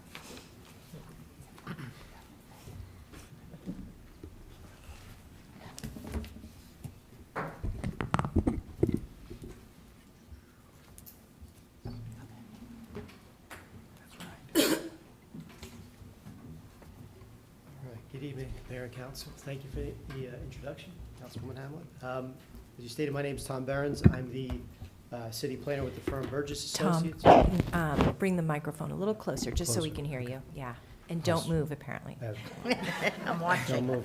I can move my eyes, right? Okay. Start up. All right. Good evening. Tom Behrens, planner with the firm Burgess Associates. We represent the city as both planner for the governing body as well as the planning board and zoning board of adjustment. I've had the privilege of serving as the in-house planner for Summit since 2017. Here tonight to give an overview of an ordinance establishing a new Morris Broad Crossroads overlay zone, which encompasses block 2706, lots 1, 2, 3, and 4, which includes the city-owned firehouse site as well as the Chestnut parking lot. The ordinance documents that the council has before them includes the implementing ordinance, Exhibit A, which establishes the regulations for the MBC overlay zone, Exhibit B, which is the overlay zone map, and Exhibit C, which provides an update to the DRO schedule of space regulations. So just to give a brief introduction of the site, though it seems like everyone's pretty familiar with it at this point. Again, the site's identified as block 2706, lots 1, 2, 3, and 4. 3 of the parcels are city-owned with the exception of lot 2. This tract totals a land area of approximately 1.6 acres and has 3 frontages, including on Broad Street, Morris Ave, and Chestnut Street. And the site is currently located in the city's B business zone. Lot 1, attempt to use the clicker here. Can't really see, but it's over on the left. That would be the Chestnut, public Chestnut parking lot, which is currently developed with 59 surface parking spaces. In the middle, this little sliver of a parcel, you can follow me down from the green, is Lot 2, which is the one privately owned lot. It's about 20 feet wide and currently developed as a driveway and parking. Over to the right, the corner lot, Lot 3, again, follow my pointer if you can, down is the current firehouse site, soon to be vacated, as was mentioned. And just below that, the smaller parcel is Lot 4, which is currently developed with a 2-story office building and surface parking in the front yard area. There we go. All right. So just to give an overview of the lay of the land and development surrounding the site, north is pointing up in this case, the site being in the middle. We have the northerly half of this pizza-shaped block, 2706. To the north, we have the city's Summit Housing Authority Vito Gallo Senior Housing Building. There's a surface parking lot just to the right of that building, sort of the top middle of your screen.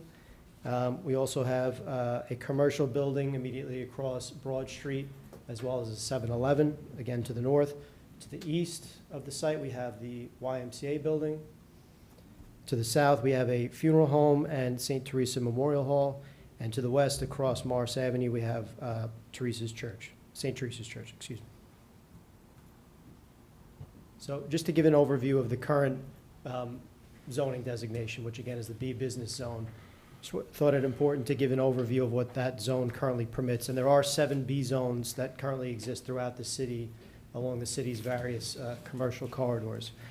So currently, the B zone permits a number of principal uses, including traditional retail uses, personal service, et cetera. But as it pertains to this site, it also promotes other, we'll call them unusual, but maybe uses that would be deemed to be inconsistent with the goals for this site, which include theaters, funeral parlors, automobile sales, private clubs, and adult daycare. It also permits a number of conditional uses, including gasoline service stations, auto repair, and houses of worship.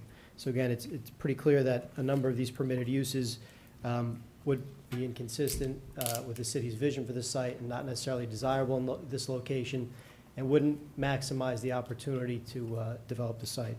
And in addition, the B zone only permits residential uses above the first floor, which limits the residential potential of the site. To give an overview of the B zone bulk regulations, we'll note that the B zone does not currently have requirements for a minimum lot area standard, does not regulate density, and does not prescribe setbacks, meaning you could develop a building right up to the property lines with a 0-foot setback from the front yard, side yard, and rear yard. It also prescribes a maximum lot coverage of 90%, has a maximum building coverage of 30%, and is limited by a maximum building height of 3 stories and a maximum floor area of 75%. So in thinking about how to develop a new zoning framework, our office was tasked with creating a new overlay zone, which, as Councilwoman Hamlet mentioned, will be retaining the underlying B zone designation. And on top of that will be an alternative zoning framework, which a prospective developer can take advantage of and would have to follow the permitted uses and new bulk requirements being prescribed for that overlay zone. And what this does is allow us to target the zoning specific to these 4 parcels without undermining or impacting the existing B zone. And again, there are 7 B zones located throughout Summit. I think all of you are aware the site's been studied pretty extensively at this point, has gotten a lot of public input, so we've considered all of that. And from our observations, those conversations over the years have resulted in general goals and ideas for the site, which again we've taken into consideration. One of our first tasks was to look at the B zone to see how that designation could be maximized. What's the most we could build there? And it was determined that that was too limiting, so we used that sort of as a floor in terms of coming up with a new zoning framework. We were also aware of prior development concepts for the site, which were deemed, through a number of public meetings to be, frankly, too intense for the site. So the effort here was to strike a balance between the two. Again, being the B zone sort of at the lower end, and other development concepts previously discussed at sort of the higher end. And also, based on our experience with the city, we've looked at other existing zones. We tried to, be consistent with what already existed in the DRO, as well as actual development that already exists or has been approved by either the planning board or the zoning board. And just to give 2 specific examples, we looked at the Gateway 1 zone, which is located immediately north of the CRBD, just between Parmley Place to the north and DeForest to the south at the intersection of Summit Avenue. It was developed around 2012, I believe, with a 3-story condo building on the north end of the property, parking structure in the middle, and a 4-story office building to the south. Again, that was just one zoning framework that we looked at. And we also recognize the recent zoning board approval for what's called the Turkana Park application, which is located sort of the northerly end of Morris Avenue, right just south of the intersection with River Road. And that approval was for a 46-unit multifamily development on about 1.15 acres. So the intent here was not to design the site, but to create a flexible zoning framework with controls to encourage creative development solutions. So the next step, assuming some form of this ordinance or some form of this ordinance gets adopted, the next step would be to go out to bid, and then prospective developers could come up with ideas. And again, using the development framework in terms of permitted uses, bulk standards, can come up with a viable development alternative. And so getting to this slide finally, these are specific goals that we considered as, to try to back into the prescribed bulk framework. The first goal is to incentivize private development of the properties by implementing zoning changes appropriate to the unique location at a crossroads of town. This site, I think it's been acknowledged, serves as a gateway to the downtown. It serves as a transitional area between residential zones, generally to the south and west, and the downtown. And it's also within walking distance to the train station. The second goal was to maximize value and tax ratables of the properties by selling them sort of as a bundled package, by selling them together through a competitive public bidding process. Third goal was to address a portion of the city's affordable housing obligations by requiring at least one multifamily housing building with a mandated affordable housing set aside. As was mentioned previously, this site is not currently a mechanism identified in the city's housing plan, so it could be used to address a portion of the city's either third round or looming fourth round obligation to be determined. Fourth goal, to accommodate several other public purposes, including usable open green space, public parking adjacent to public uses in the downtown, as well as providing accessibility to the adjacent St. Teresa Memorial Hall.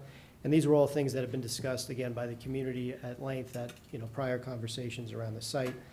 And then a fifth goal, to establish zoning parameters that ensure the development of the site is appropriately scaled and consistent with surrounding development. And ultimately, we wanted to provide uses which complement but don't compete with the downtown. Stay on track. All right. So this slide presents the overlay zone bulk requirements as compared to the B zone. So just to note, the prospective developer has to come up with a plan for the entirety of the site. So that's lots 1, 2, 3, and 4. They do total land area of about 1.6 acres. We built in a little wiggle room and made the minimum 1.5 acres just in case there had to be a road dedication or some skewing of the land. There's been, in our experience in these situations, there's some concessions that are made on occasion. So this anticipates that or allows for that sort of situation. We do prescribe a density range, meaning that we're guaranteed to have some level of residential development. And again, that's based on feedback from the community. It also relates to the provision of affordable housing. So we provide a minimum density of 19 units per acre, which I know sounds like an interesting number, but that would yield 30 units on the tract, and a maximum density of 30 units per acre, which would yield upwards of 48 units.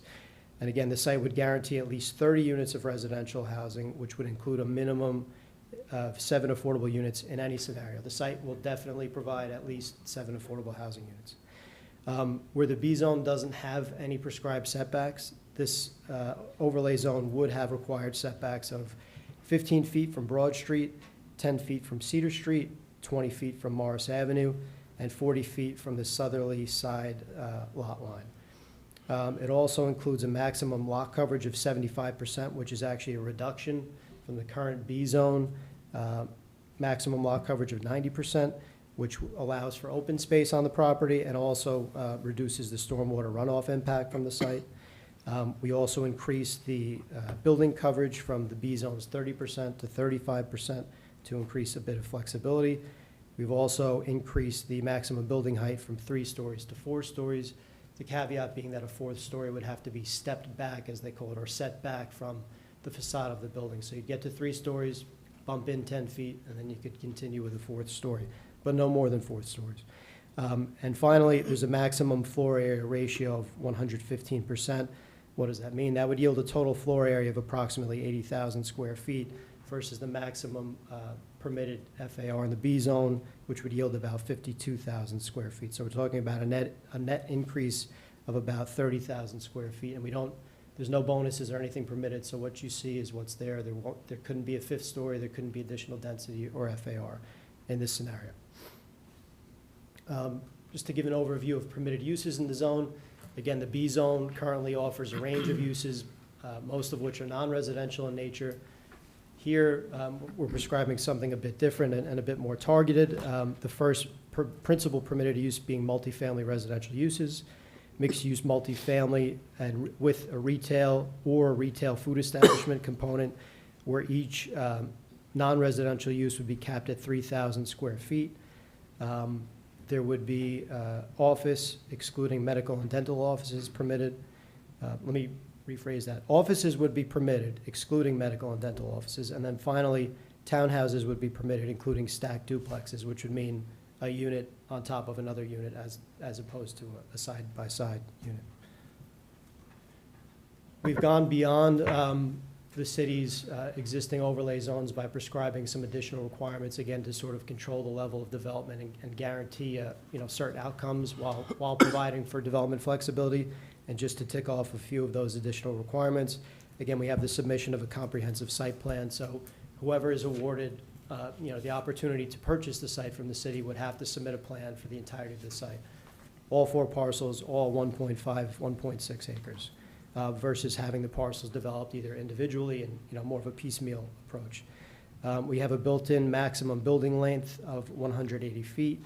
One of the issues of prior development concepts had to deal with building length. The length of the site along Broad Street is over 500 feet.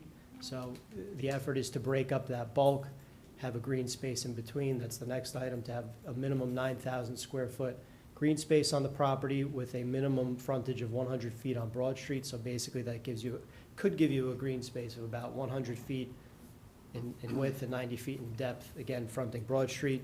Could be between 2 buildings in theory. And so, how do we arrive at 180 feet? So we looked at surrounding development, again, zoning frameworks, et cetera. The closest buildings to the site are the YMCA building to the east.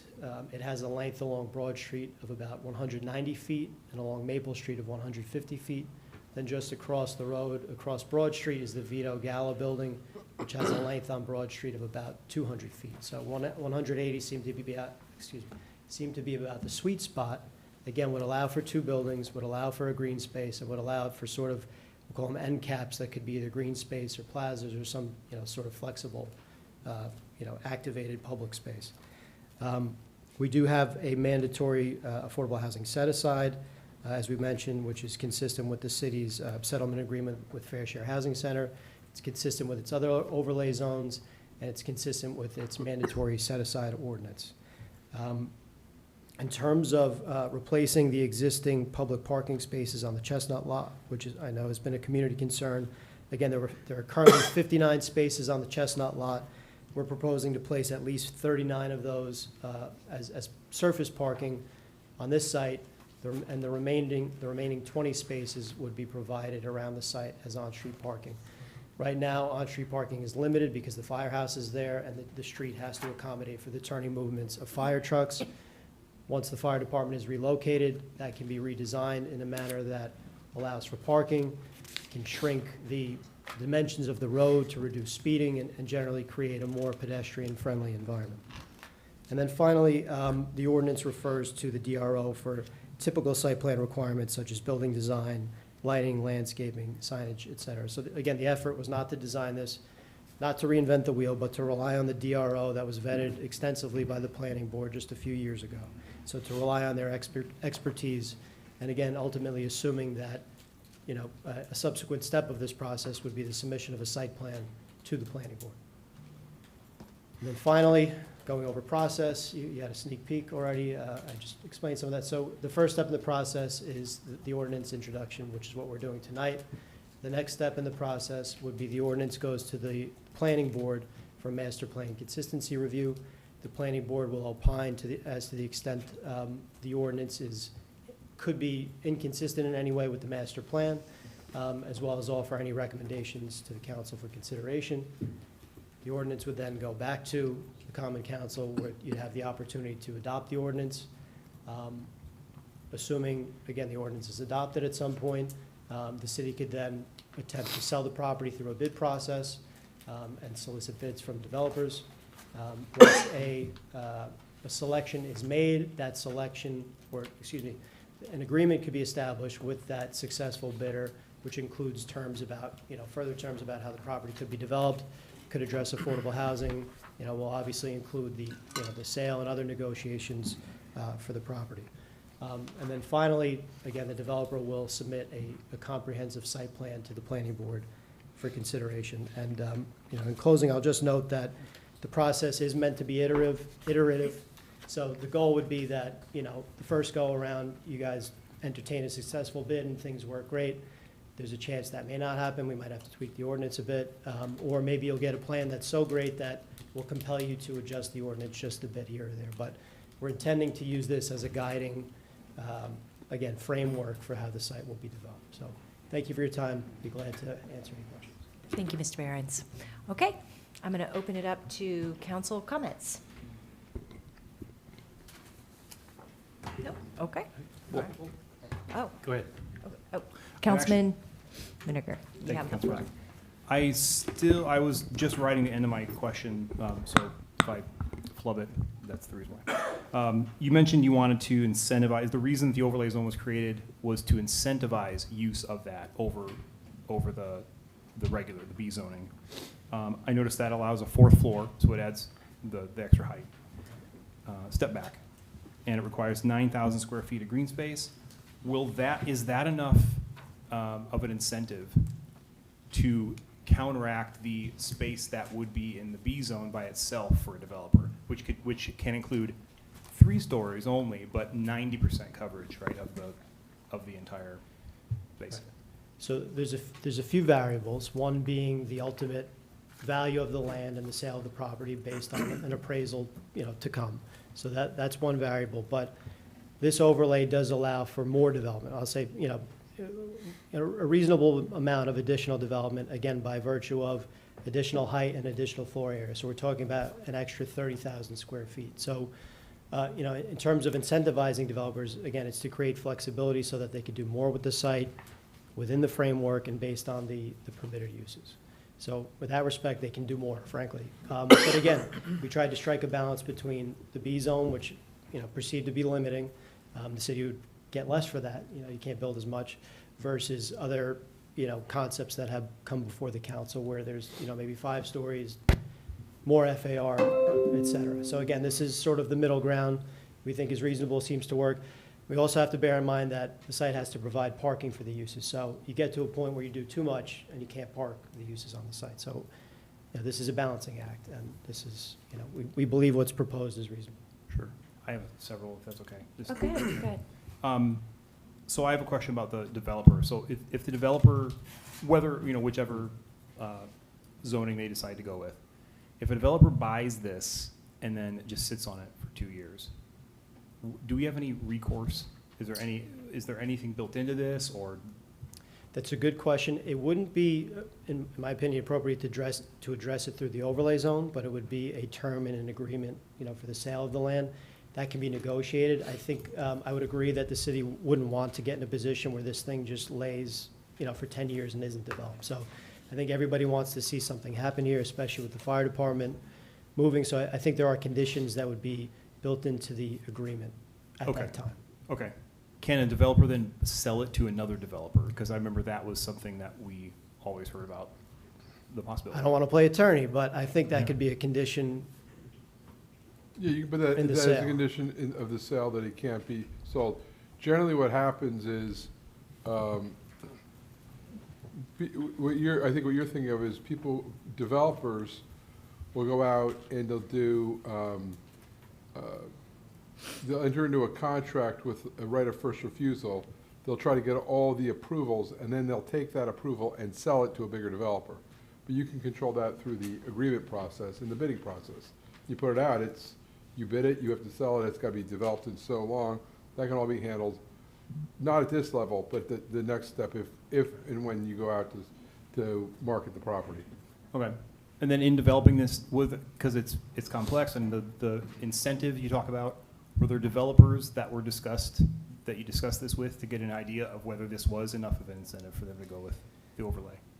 We didn't get into that level of detail, but we've looked at prior appraisals for the property and again, considered zoning frameworks and again, being aware of what has been built in Summit. So we arrived at, again, what we thought was economically viable. But again, one of the major variables is the sale of the land. And that is a major driving factor in terms of what can be done. There may be other ways the city can assist down the road with, making sure that the project gets developed. Sure. That's it. Thank you. Okay. Thanks for the presentation. Thank you, Councilman Miniger. Only because you introduced, let me just go around. Okay. Councilman Boyer? Yeah, just people watching, they could probably get lost in the inertia of, floor area ratio Sure, zones and all this understood. other stuff. So, at a high level, what is the main objective of zoning this? What are we trying to accomplish here? So the goal would be so there are a number of public purposes that I mentioned, one being affordable housing, two, just doing something with the site that would otherwise lay vacant, replace public parking that's already there.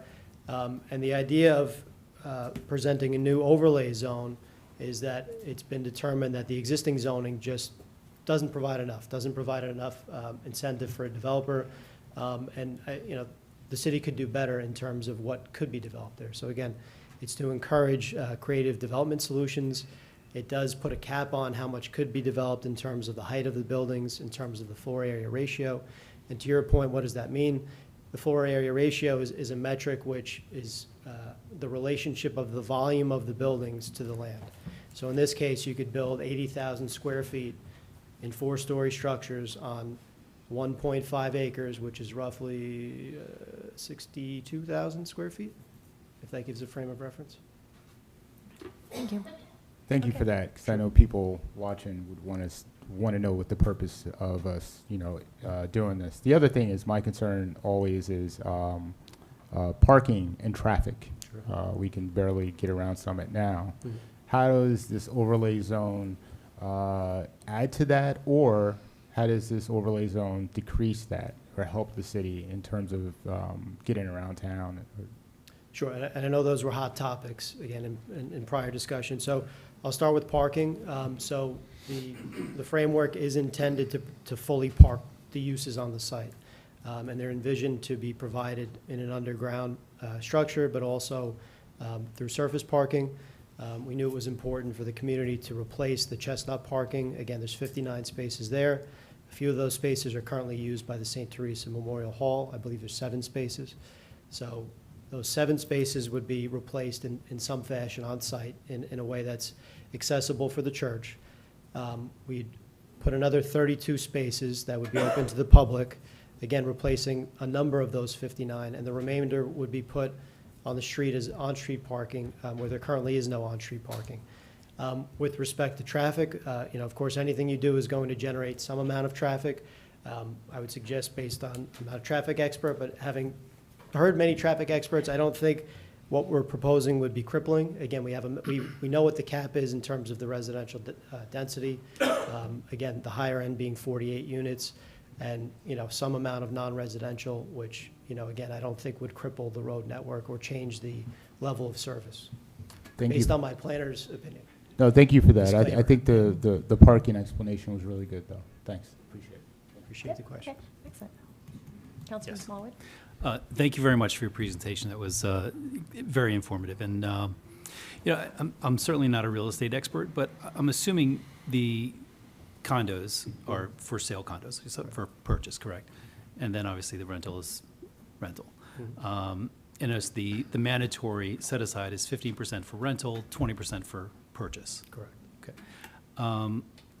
Okay. Just in my own, this is my personal view. I felt like if fair share housing were actually serious about affordable housing, it would be the opposite. There should be, it's much more affordable to rent than to purchase a condo, especially here in Summit. Some of the new condos that are going up are anywhere from $900,000 to $1.6 million. If we're serious about affordable housing, what is the downside of increasing that 15% to 20%? Or do we have to use the mandatory 15% for rental? So we've thought about this in pretty great detail, and, you know, one of the major considerations is, again, to stay consistent with what the city has done in its other overlay zones, to stay true or, you know, remain consistent with its settlement agreement, and also that it's consistent with the mandatory set-aside. So the 15-20% split is, that's the state of New Jersey that prescribed that. Right. And, you know, having, you know, been involved in Summit, and I think our firm represents about maybe 50 other municipalities throughout New Jersey. We also represent private developers in other towns. And what we constantly hear is that increasing the set-aside for rental projects above 15% creates a challenge. Can it be done? You know, full disclosure, it could be done. But here we're trying to have a site that's developed in a way that doesn't limit, again, the creative, you know, development solutions for the site. I would suggest that a subsequent step, again, assuming the ordinance moves along, that, you know, affordable housing could be discussed further with a prospective developer. Again, we're merely creating a minimum, Right. so we have a guarantee, and we can make this site a mechanism in the city's housing plan. Okay, thank you. Appreciate it. Councilwoman Hamlet, go ahead. Is anybody else going to speak before? I just want to make sure. Go ahead. A couple of things. Councilman Smallwood, as our planner here just discussed, we can create incentives in that RFP. So we can create incentives for more affordable housing in certain instances. This is certainly specific and consistent with our DRO, so we spent a lot of time talking about how consistency is defensible in our Mount Laurel committee meetings that were led by our attorneys and our planners. And you know, I think that in certain instances, when you look at the ordinance specifically, if they were to do a minimum of 30 units, we're already requiring 7 affordable, which equates to about 23%. Now, obviously, that drops off as you go up, but you know, I think we're being almost more proactive, and it's impressive that we didn't have to say a minimum of 7 at 30 units, but we wanted to take that extra step to show our commitment to affordable housing by saying, you know what, if you only do a minimum of 30 units and another building with 30 units, each building would have a minimum of 7 units. So you'd already have 14 units at that level. So the other thing I wanted to ask you, and I know we don't like to bring up the trigger word, Broad Street West, but from a floor area ratio perspective, what was the 144 unit proposed at Broad Street West? FAR, Glad I looked this up. is it like 300%? It was, right, so it was a little over 300% in one iteration of.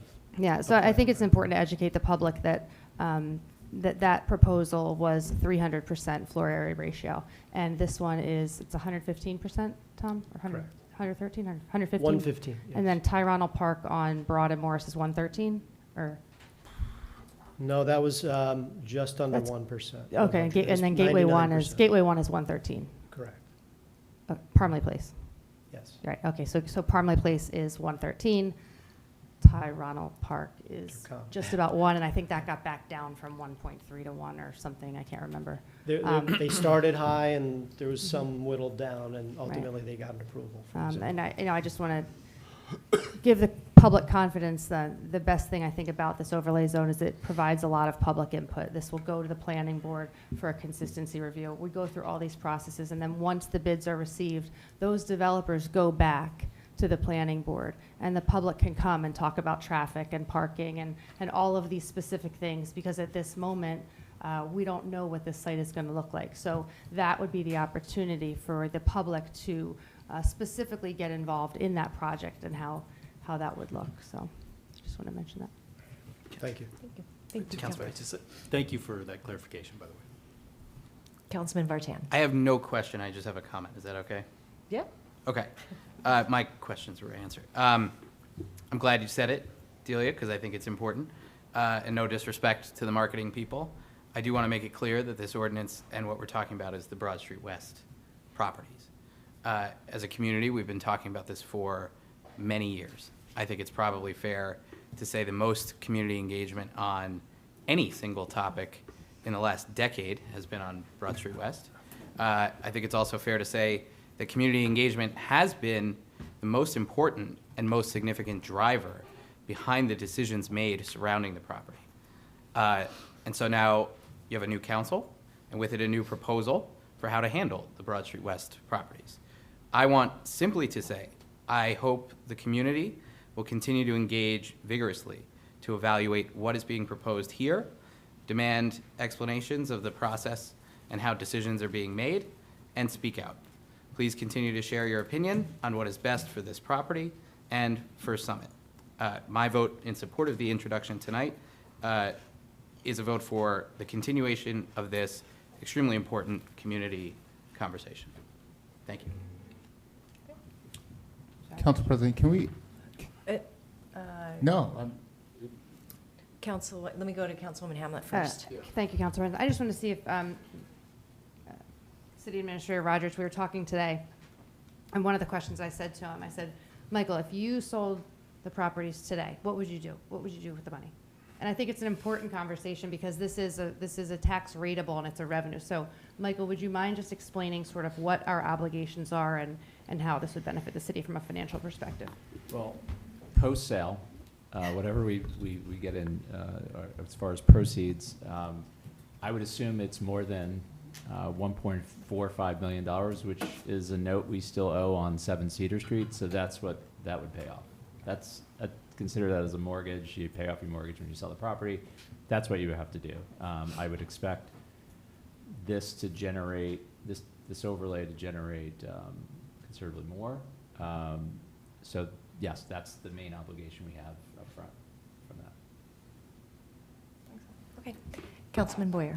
I'm good. I just wanted to clarify that this is not Broad Street West. This is a different project. This is the Morris Broad Crossroads overlay zone, right? There's no building being developed here yet. We are just voting on whether or not to change the designation to an overlay zone, correct? Yes. Okay. Yes, this is an overlay zone. Sorry, Shane. Just one other point, just thinking about what else will change. Clearly, you don't get much revenue out of these properties, so that's a big consideration. It has been for some time. Whatever goes on in these properties will generate far more than what's being generated currently. Right. Okay. Councilman Smallwood? And I mean, currently, we're since we own the property behind the firehouse, we've lost that tax revenue that we previously were getting, correct? No, it's a taxable property. The problem right now is that it's barely filled. We have, I think, one tenant in there, so it's not generating a whole lot of revenue to offset what just when it was privately utility owned. work. Yeah, when it was fully occupied, we were definitely our net income was greater. It's just not generating anything, and the taxes on that are just a little over $29,000. And we're essentially paying that to ourselves, but it's a taxable property. Right, but we're paying the debt. Yeah, essentially right now we're paying what we need to pay for that. Plus interest on our notes, like there's cost to this that we want to do away with. We want to pay that off. So. Councilwoman Hamlet? I was just going to say, we talked about it today, and our CFO last year, we walked through the costs associated with the expenses of 7 Cedar and the taxes of $28,000 or $29,000. It's certainly a cost. I think we don't make any money there, that's for sure. Right. Okay. And just to confirm for me, it's another overlay zone, similar, we have 7, right? 7 existing. Currently, okay. And the zoning, we're not building, we're out of development, right? So it's just an overlay for zoning. And the, you looked at Ty-Connolly, I think it is? What's it? Tri-Connolly, I think we'll get it right. Parmalee and other zoning that has been, that the community has had an appetite for. Correct. And the final thing is I like to hear that potentially we could incentivize, to increase the numbers for affordable housing within an agreement. So I think that's what I heard tonight. Is that right? That's is that it. correct? Yeah. Okay. Got it. All right. Are there any other questions? No? Statements? Okay. Thank you, Tom. All right, great. Thank you, Very good. Tom. Thank you all. Appreciate it. Thanks for coming. Okay. Roll call vote, Madam Clerk? Mr. Boyer? Aye. Ms. Hamlet? Aye. Mr. Miniger? Aye. Mr. Pulowski? Aye. Mr. Smallwood? Aye. Mr. Vartan? Aye. President Allen? Aye, motion carries. Okay. The hearing. Oh, the hearing, before you walk away, we are having a special meeting for this, for the hearing on Tuesday, June 11th. So our next council meeting is June 5th, but the actual hearing, we wanted to give it an extra week for everybody. It's going to be Tuesday, June 11th at 7:30. Okay? Oh, Councilwoman Hamlet? Did you mention when the planning board meeting is? Well, I think you mentioned it, but I'll just say it again. So the planning board meeting is next Monday? It's May 28th, I'm sorry, because Tuesday, Monday's the yeah. holiday. Tuesday. Tuesday, May 28th at 7, I believe they meet at 7:30. I think it's 7:30. 7:30. Please go to cityofsummit.org and look up the planning meeting. But that will be the consistency review, right? Okay, and then back here on June 11th. All right, thank you, Mr. Behrens. All right. Good. All right, on to resolutions.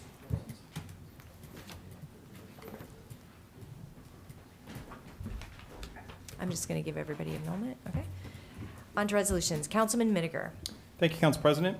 This is number 11306, and this resolution authorizes execution of a grant agreement and acceptance of a grant from the New Jersey Office of Homeland Security and Preparedness Cybersecurity Grant Program. This grant will allow the city to benefit from a partnership with a top endpoint protection platform at a savings of over $40,000 over the next 4 years compared to our current vendor. I move to adopt this resolution. I second. Great. Council comments? Public comments? Okay, hearing none. Sorry, I just. Yep. Council President. Sorry. She's go, oh, go ahead, I just Councilwoman wanted to- Hamlet. I just wanted to confirm that this, it says for fiscal year 2022. I'm assuming that this is just an old copy here, that Andy, I don't know if you saw this one. No, I think that's the grant year when it was, Oh, it's so- just, yeah, it just corresponds with that grant. So we don't need to change it? No. Okay. Okay, that's it. That's it? Okay. We're going to take a vote. All in favor? Aye. Any opposed? Motion carries. Councilman Miniger. Thank you, Council President. This is number 11314, and this resolution authorizes the appointment of the Deputy Tax Assessor. Union County Board of Taxation requires that we appoint the Deputy Tax Assessor via resolution. Per closed session discussion, David Shapiro will be appointed to the role of Deputy Tax Assessor for a 4-year term. I move to adopt this resolution. I second. Excellent. Council comments? Public comments? All in favor? Aye. Any opposed? Motion carries. Okay, on to capital projects and community services. Councilwoman Hamlet. Yes, this is resolution ID number 11213, resolution authorizing the City of Summit's participation in the State Development and Redevelopment State Plan Cross-Acceptance Process. I would like to move this resolution for introduction. Second. Excellent. Council comments? Yeah. I'd just like to take an opportunity for Tom to come up again. I know it's been a long night, but I think it's important. Yeah. It's easier for I Tom agree. to explain what this is. It's a really complicated subject. We've been discussing it extensively in the Mount Laurel Committee, and we will also be discussing it on the Planning Board. I'm a member of the Planning Board, so we will also be discussing it at the Planning Board. Okay, I'll give a brief overview. So, as was mentioned, or wasn't mentioned, I'll mention. So the state last adopted the State Development and Redevelopment Plan, shorthand SDRP, in 2001, supposed to be updated periodically. It just so happens that they're now attempting to update the state plan as the recent fourth round affordable housing legislation was enacted in March of this year.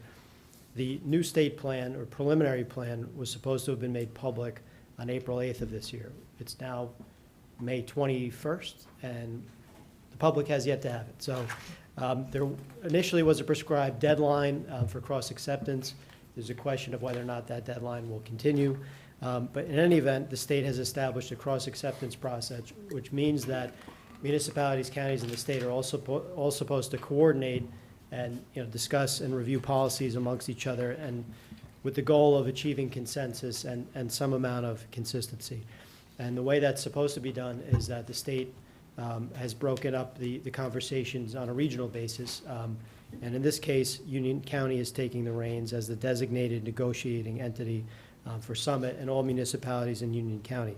So they've reached out to Summit, to some extent, basically have put us in a holding pattern, and there's not much to do until we get the plan. But they've indicated that there will be a process moving forward, that they in fact will be the sort of coordinating, negotiating entity for Union County, and that they'll be establishing meeting dates for Summit to participate in.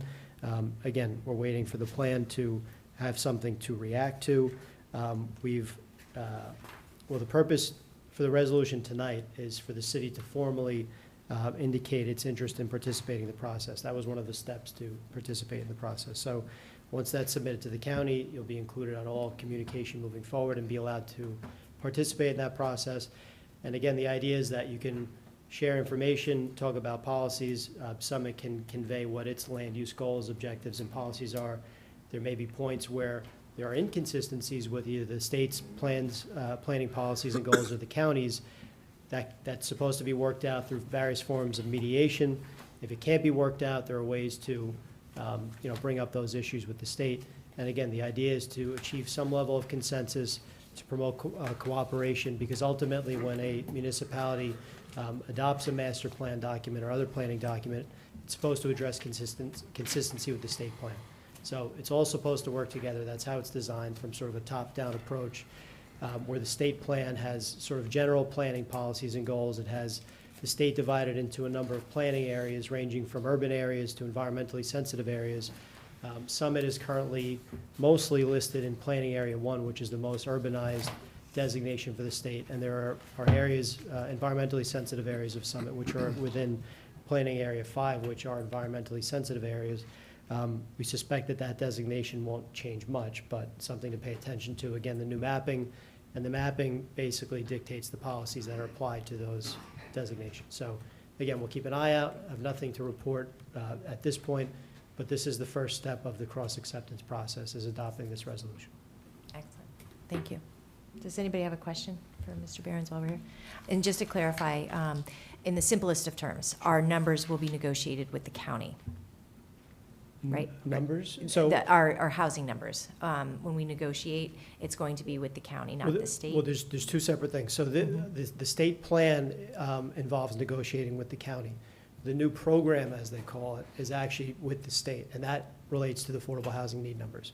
So they're on similar trajectories, and they're both happening at the same time. In other words, but they are two separate processes. Okay, just want to clarify. Sure. No, Thank you. for that. All right, thank you. Have a good night. Yeah, thanks. All right.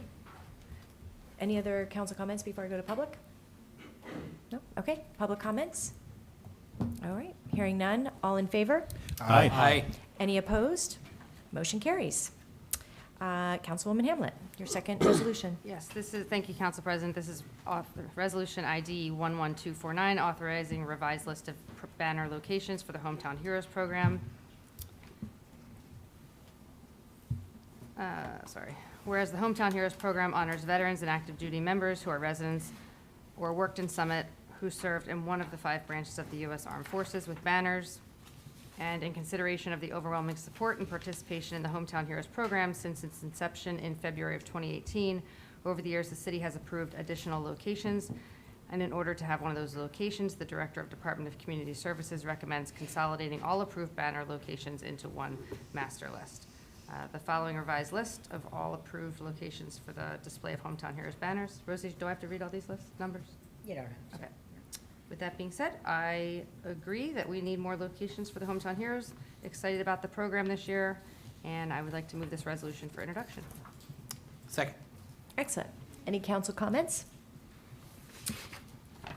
I want to say it's an exciting program, especially as we are entering into Memorial Day weekend. So thank you to all the work, for all the work to Michael Arline and the Hometown Heroes group.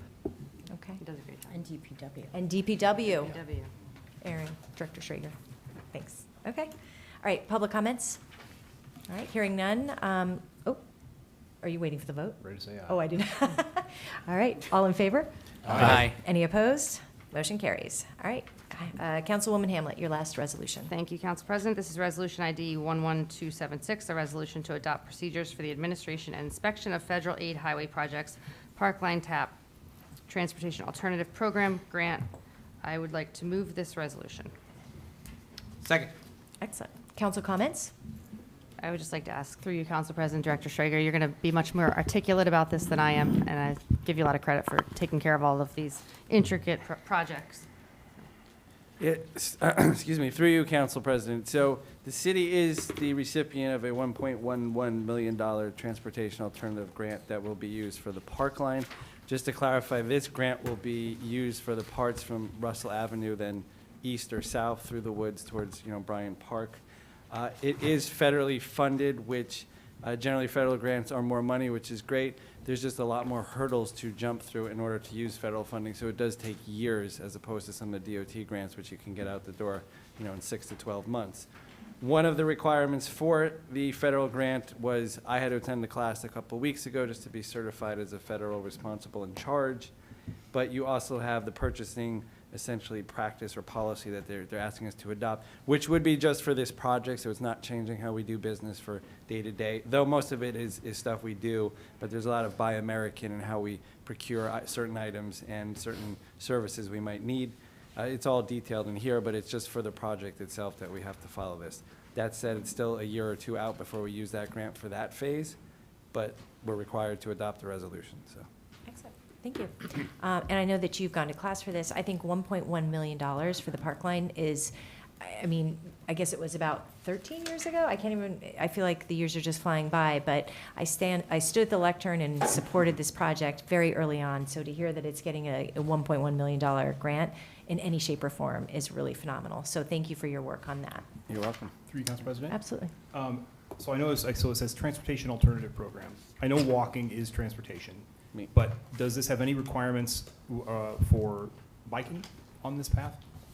Or does walking satisfy the requirements of the grant? Walking satisfies it. Biking will always be a possibility. The actual surface hasn't been decided, but if it is a cinder path, it's still usable for bicycles, not necessarily paved. That's a decision that will have to be made. Likely it'll wind up being a cinder or not paved path just because of the maintenance required and cost, and also drainage requirements. But yes, biking, walking, anything that's basically an alternative to your conventional driving. Good. Any other comments? Go ahead. Real quick, Councilor Council President. So 3 things. Number 1, for the comfort of the people on Henry, Ashwood Ave, Ashwood Place, Ashwood Court, and Russell Place, what we're talking about here has nothing to do with any of that. This is funding for phase 3 of the project, which would go beyond Russell towards Kenview, which is the second part, right? Which is that has to be figured out because there's a new tenant and owner there, and we have to figure out if we're going through or if we're going around.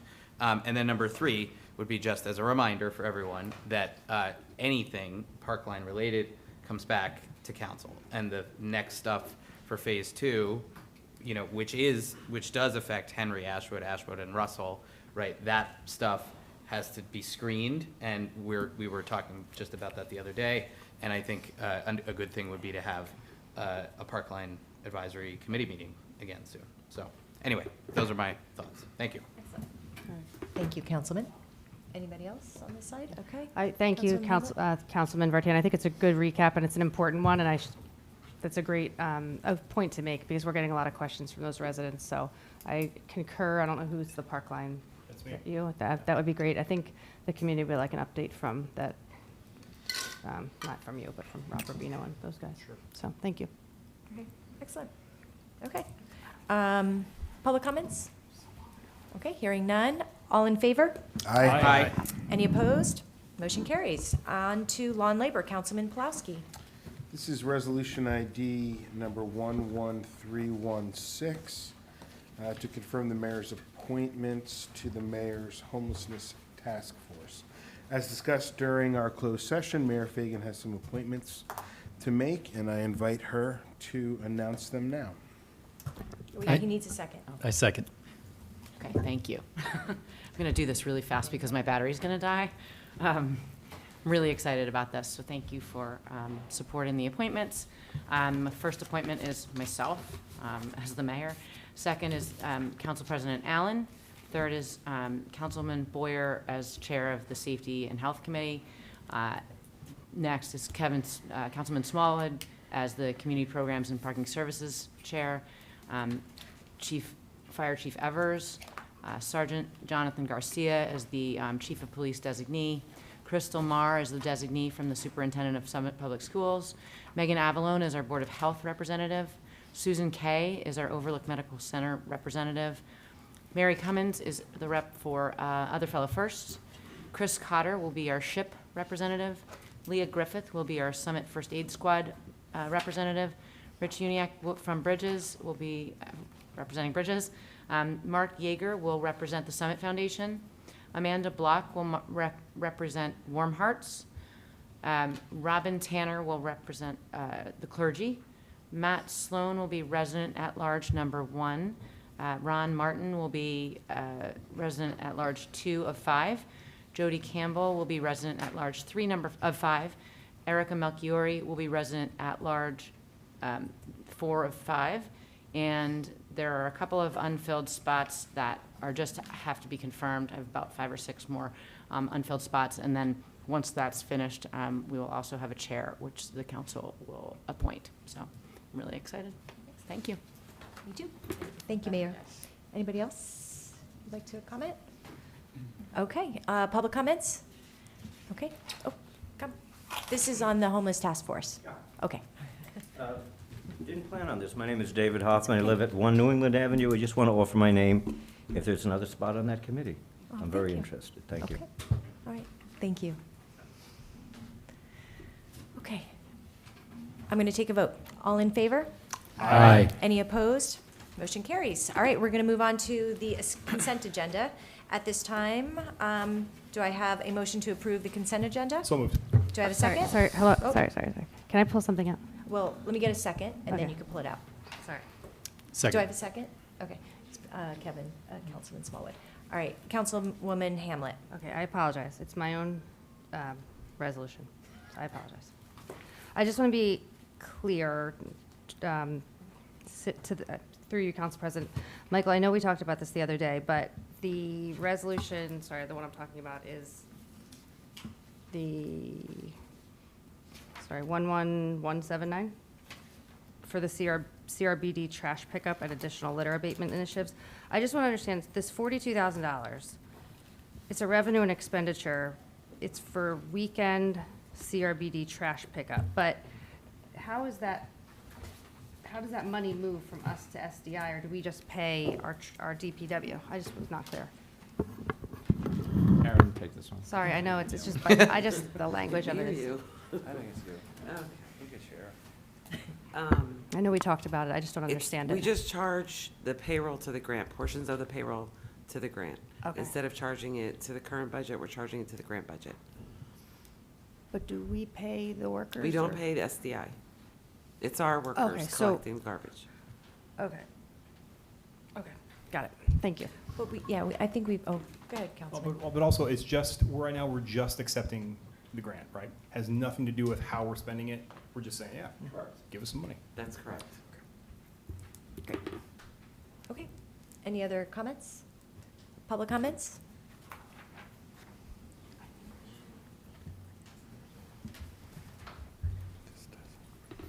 Yeah. Good evening, Diego Hoyk. This is about resolution. Address. Diego. 9 Argyle Court. Okay. This is about resolution 11299. It's the one authorizing the estimated third quarter 2024 tax bills. And here's some thoughts. When a worker receives a large raise, the fiscally responsible choice is to continue spending as they were before and bank the windfall as increased earnings build wealth. The alternative, increasing spending to match the windfall, is short-sighted and generally destroys wealth. This year's summit got a windfall in the form of taxes derived from large reassessments of residences and the Bristol-Myers site. The resulting surplus could have been used to lessen the municipal tax burden. This resolution formalizes a decision by this council to spend it rather than bank it. What a missed opportunity to make a fiscally responsible choice. Instead, the majority in this council chose massive spending increases led by an 8.2% increase in municipal appropriations and 10 new positions at City Hall, including 5 employees whose pensions will fall on the shoulders of the Summit taxpayers regardless of where they work. When faced with similar but smaller windfalls in 2020, 21, and 22, the Reyes administration chose to lower taxes on non-reassessed properties in 3 of the prior 4 years. We are defined by our actions, not our words. You claim to hate tax increases. You even ran on a platform of decrying them. But you chose to raise ours when you did not really have to.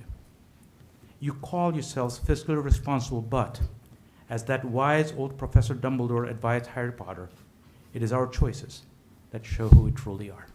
Thank you. Thank you, Diego. Thank you, Diego. Administrator Rogers, do you want to say anything? No? No. Okay. All right. I just want to clarify, the increase this year was 2 cents, 2%. So I just, sorry, I just want to say that I didn't, I know, but Diego. So I didn't run on fiscal, you're saying that I hate taxes. I think what my statement to you is this, is that to be fiscally responsible also means you need to spend in the appropriate places. And I will leave it at that.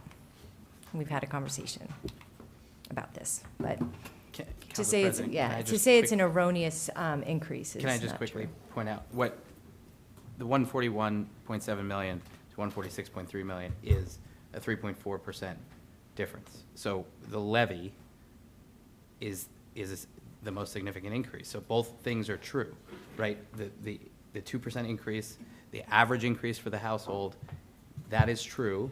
Also, the total increase in the levy, that is also true, just to make clear. Thank you. Right, because the assessments went up. Yeah. The values went up. The value of the property, yeah. Right. So whether it's paid by commercial entities or whether it's paid by residents, it's taxes that are levied. So that's true. I know, but we went up 1 cent last year, and we also still increased taxes 2 cents. So, I mean, it's all relative. Yes. So I just want to be clear, it's still a 2 cent increase. Okay, and they are both true. All right. Yeah. Okay. Yeah. All right. Good. Okay. Is that it? All right. So do I have a? You had a motion and a second, you just need to vote. Oh, roll call, Madam Clerk. I mean, I don't think you need it. all in favor? Unless somebody wants. Yeah. Aye. Any opposed? Motion carries. Okay. On to council member comments in new business. I have 3 things, Council President. They're going to be quick. I am so surprised. They're going to be quick, I promise. I just thought of this just now. So people might not know that the City of Summit has received something like $300,000 from the National Opioid Settlement, and that money is sitting in a bank account. I think there's potentially more on the way. Michael and I did discuss this a few weeks ago, but I'm just having the thought and want to share it publicly now, that I think we really should have the homelessness task force look into potential ways that that money could be used to assist that population. I think there's obviously very specific parameters in there, but it's worth looking at again. I just also, second, want to highlight Summit Police Detective Mike Freeman, who earlier this month was elected Executive Vice President of the State of New Jersey Police Benevolence Association, so congratulations. And then third, I did want to acknowledge the untimely passing of Officer Luke Lyons of the Millburn Police Department, thinking of his family, friends, and the entire Millburn community at this very difficult time. Thank you. Thank you, Councilman. Anyone else? I was just going to make a motion to adjourn. Cordial. Through you, Council Councilman, President. As liaison of the Board of Health, I just have a couple of reports that I was told you need to say this. So, Ascendant Healthcare Partners, in conjunction with the Union County, is conducting a community health needs assessment to better understand the most pressing health-related issues impacting the residents of the community. This anonymous 15-minute survey will allow us to develop a deeper understanding of issues that relate to our community members' thoughts on the quality of life, availability of services, and physical and mental health to improve community services. I'm going to give this flyer to our city clerk so that maybe we can put this out on our webpage. The other thing is, on June 17th, there will be a open hearing on licensing fees for our mobile food vendors. So if you have any objection to that, or if you want to make a public comment for that ordinance, please attend. And last but not least, the Board of Health would like us to say, watch the PBS program of Invisible Shield. They have said to me that they do a lot of work in the background protecting us from different viruses and different strains of food poisoning that go on in our restaurants, which is our restaurants are 100% been cleared here in town, so that's great news. But there should be more visibility on what they do, not just when we are under the cloak of like a COVID, but what we do now to ensure that our city is safe, whether people are coming down with the measles, whether people are coming down with other infectious diseases. It gives some insight into how hard they work. So I would recommend watching that. So that is the Invisible Shield on PBS. On to my second report. I just want to give a quick update on where we stand in terms of crime in the city. Burglaries. So this is from January 1 to April 30th. Burglaries in 2004, 9, 2023, 7, 2022, 3. Total property crimes, 2024, 53, 2023, 41, 2022, 56. Burglaries and attempted burglaries, 2024, 10, 2023, 21, 2022, 39. Motor vehicle thefts, 2024, 6, 2023, 5, 2022, 11. And I just want to make the one comment. I see online that residents are going back and forth regarding, who's responsible for any decreases in crime, whether it be burglaries or motor vehicle thefts. Which administration? Is it us, or is it the last administration? My position is, who cares? This is about the residents, right? We should all be happy with any decreases in any motor vehicle thefts or any burglaries. It affects us all. And if anyone should take credit, it should not be any council member. It should be the police department. So I would like to thank all the hard work that our Summit PD has been doing. Summonses are up. Calls for services are up, especially mine last night about Overlook Hospital. That's a whole nother ball game, which I will not get into tonight. But I just want to thank Chief Zagorski and all the people that work for the Summit Police Department. The last thing that I have, we have new volunteers that are running through the process for the fire department. And I am really happy to hear about that. That is their first step on to becoming firemen. I know that's a kind of a lengthy process. And I also want to give our Chief Evers a big shout out for all of his hard work trying to get to the finish line for our firehouse. And we will definitely get there. And Chief Evers works very hard. I talk to him at least twice a week. So, yep, that's my report for this week. Thank you. Thank you, Councilman Boyer. I like the sentiment about the police. It is up, yeah, it's theirs. Thank you, Their Council President. success. I'll be super quick. I just want to say thank you to all the city staff. You all work so hard. And 2 retirements, big this month, Krista Anderson in zoning and Michelle Caputo in our CFO's department, the purchasing officer. So we're excited to welcome our new purchasing agent, and soon we will figure out our zoning position, but just want to thank the city staff, Tom Behrens, our planner, chief, both the chiefs, city administrator. You guys are all working hard, so I hope you enjoy your Memorial Day weekend and hopefully get some peace. So thank you. Councilman Pulaski.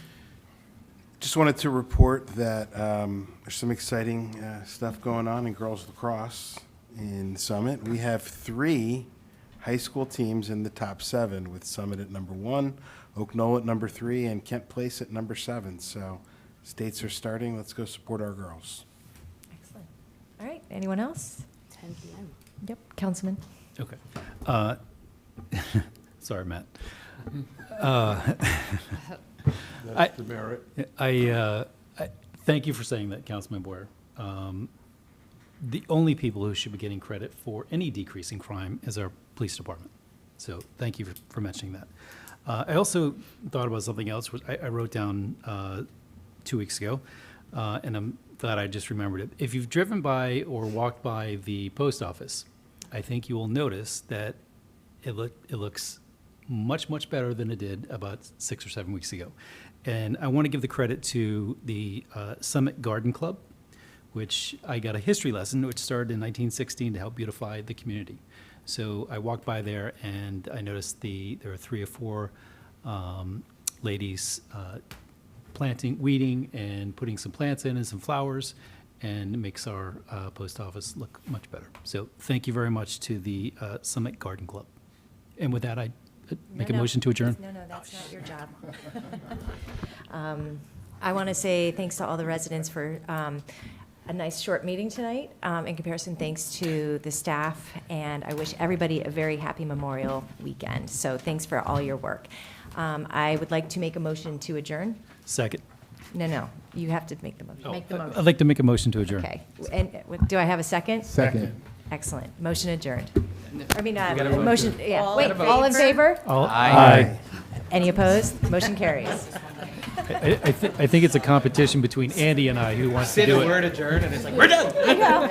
I mean, it's like.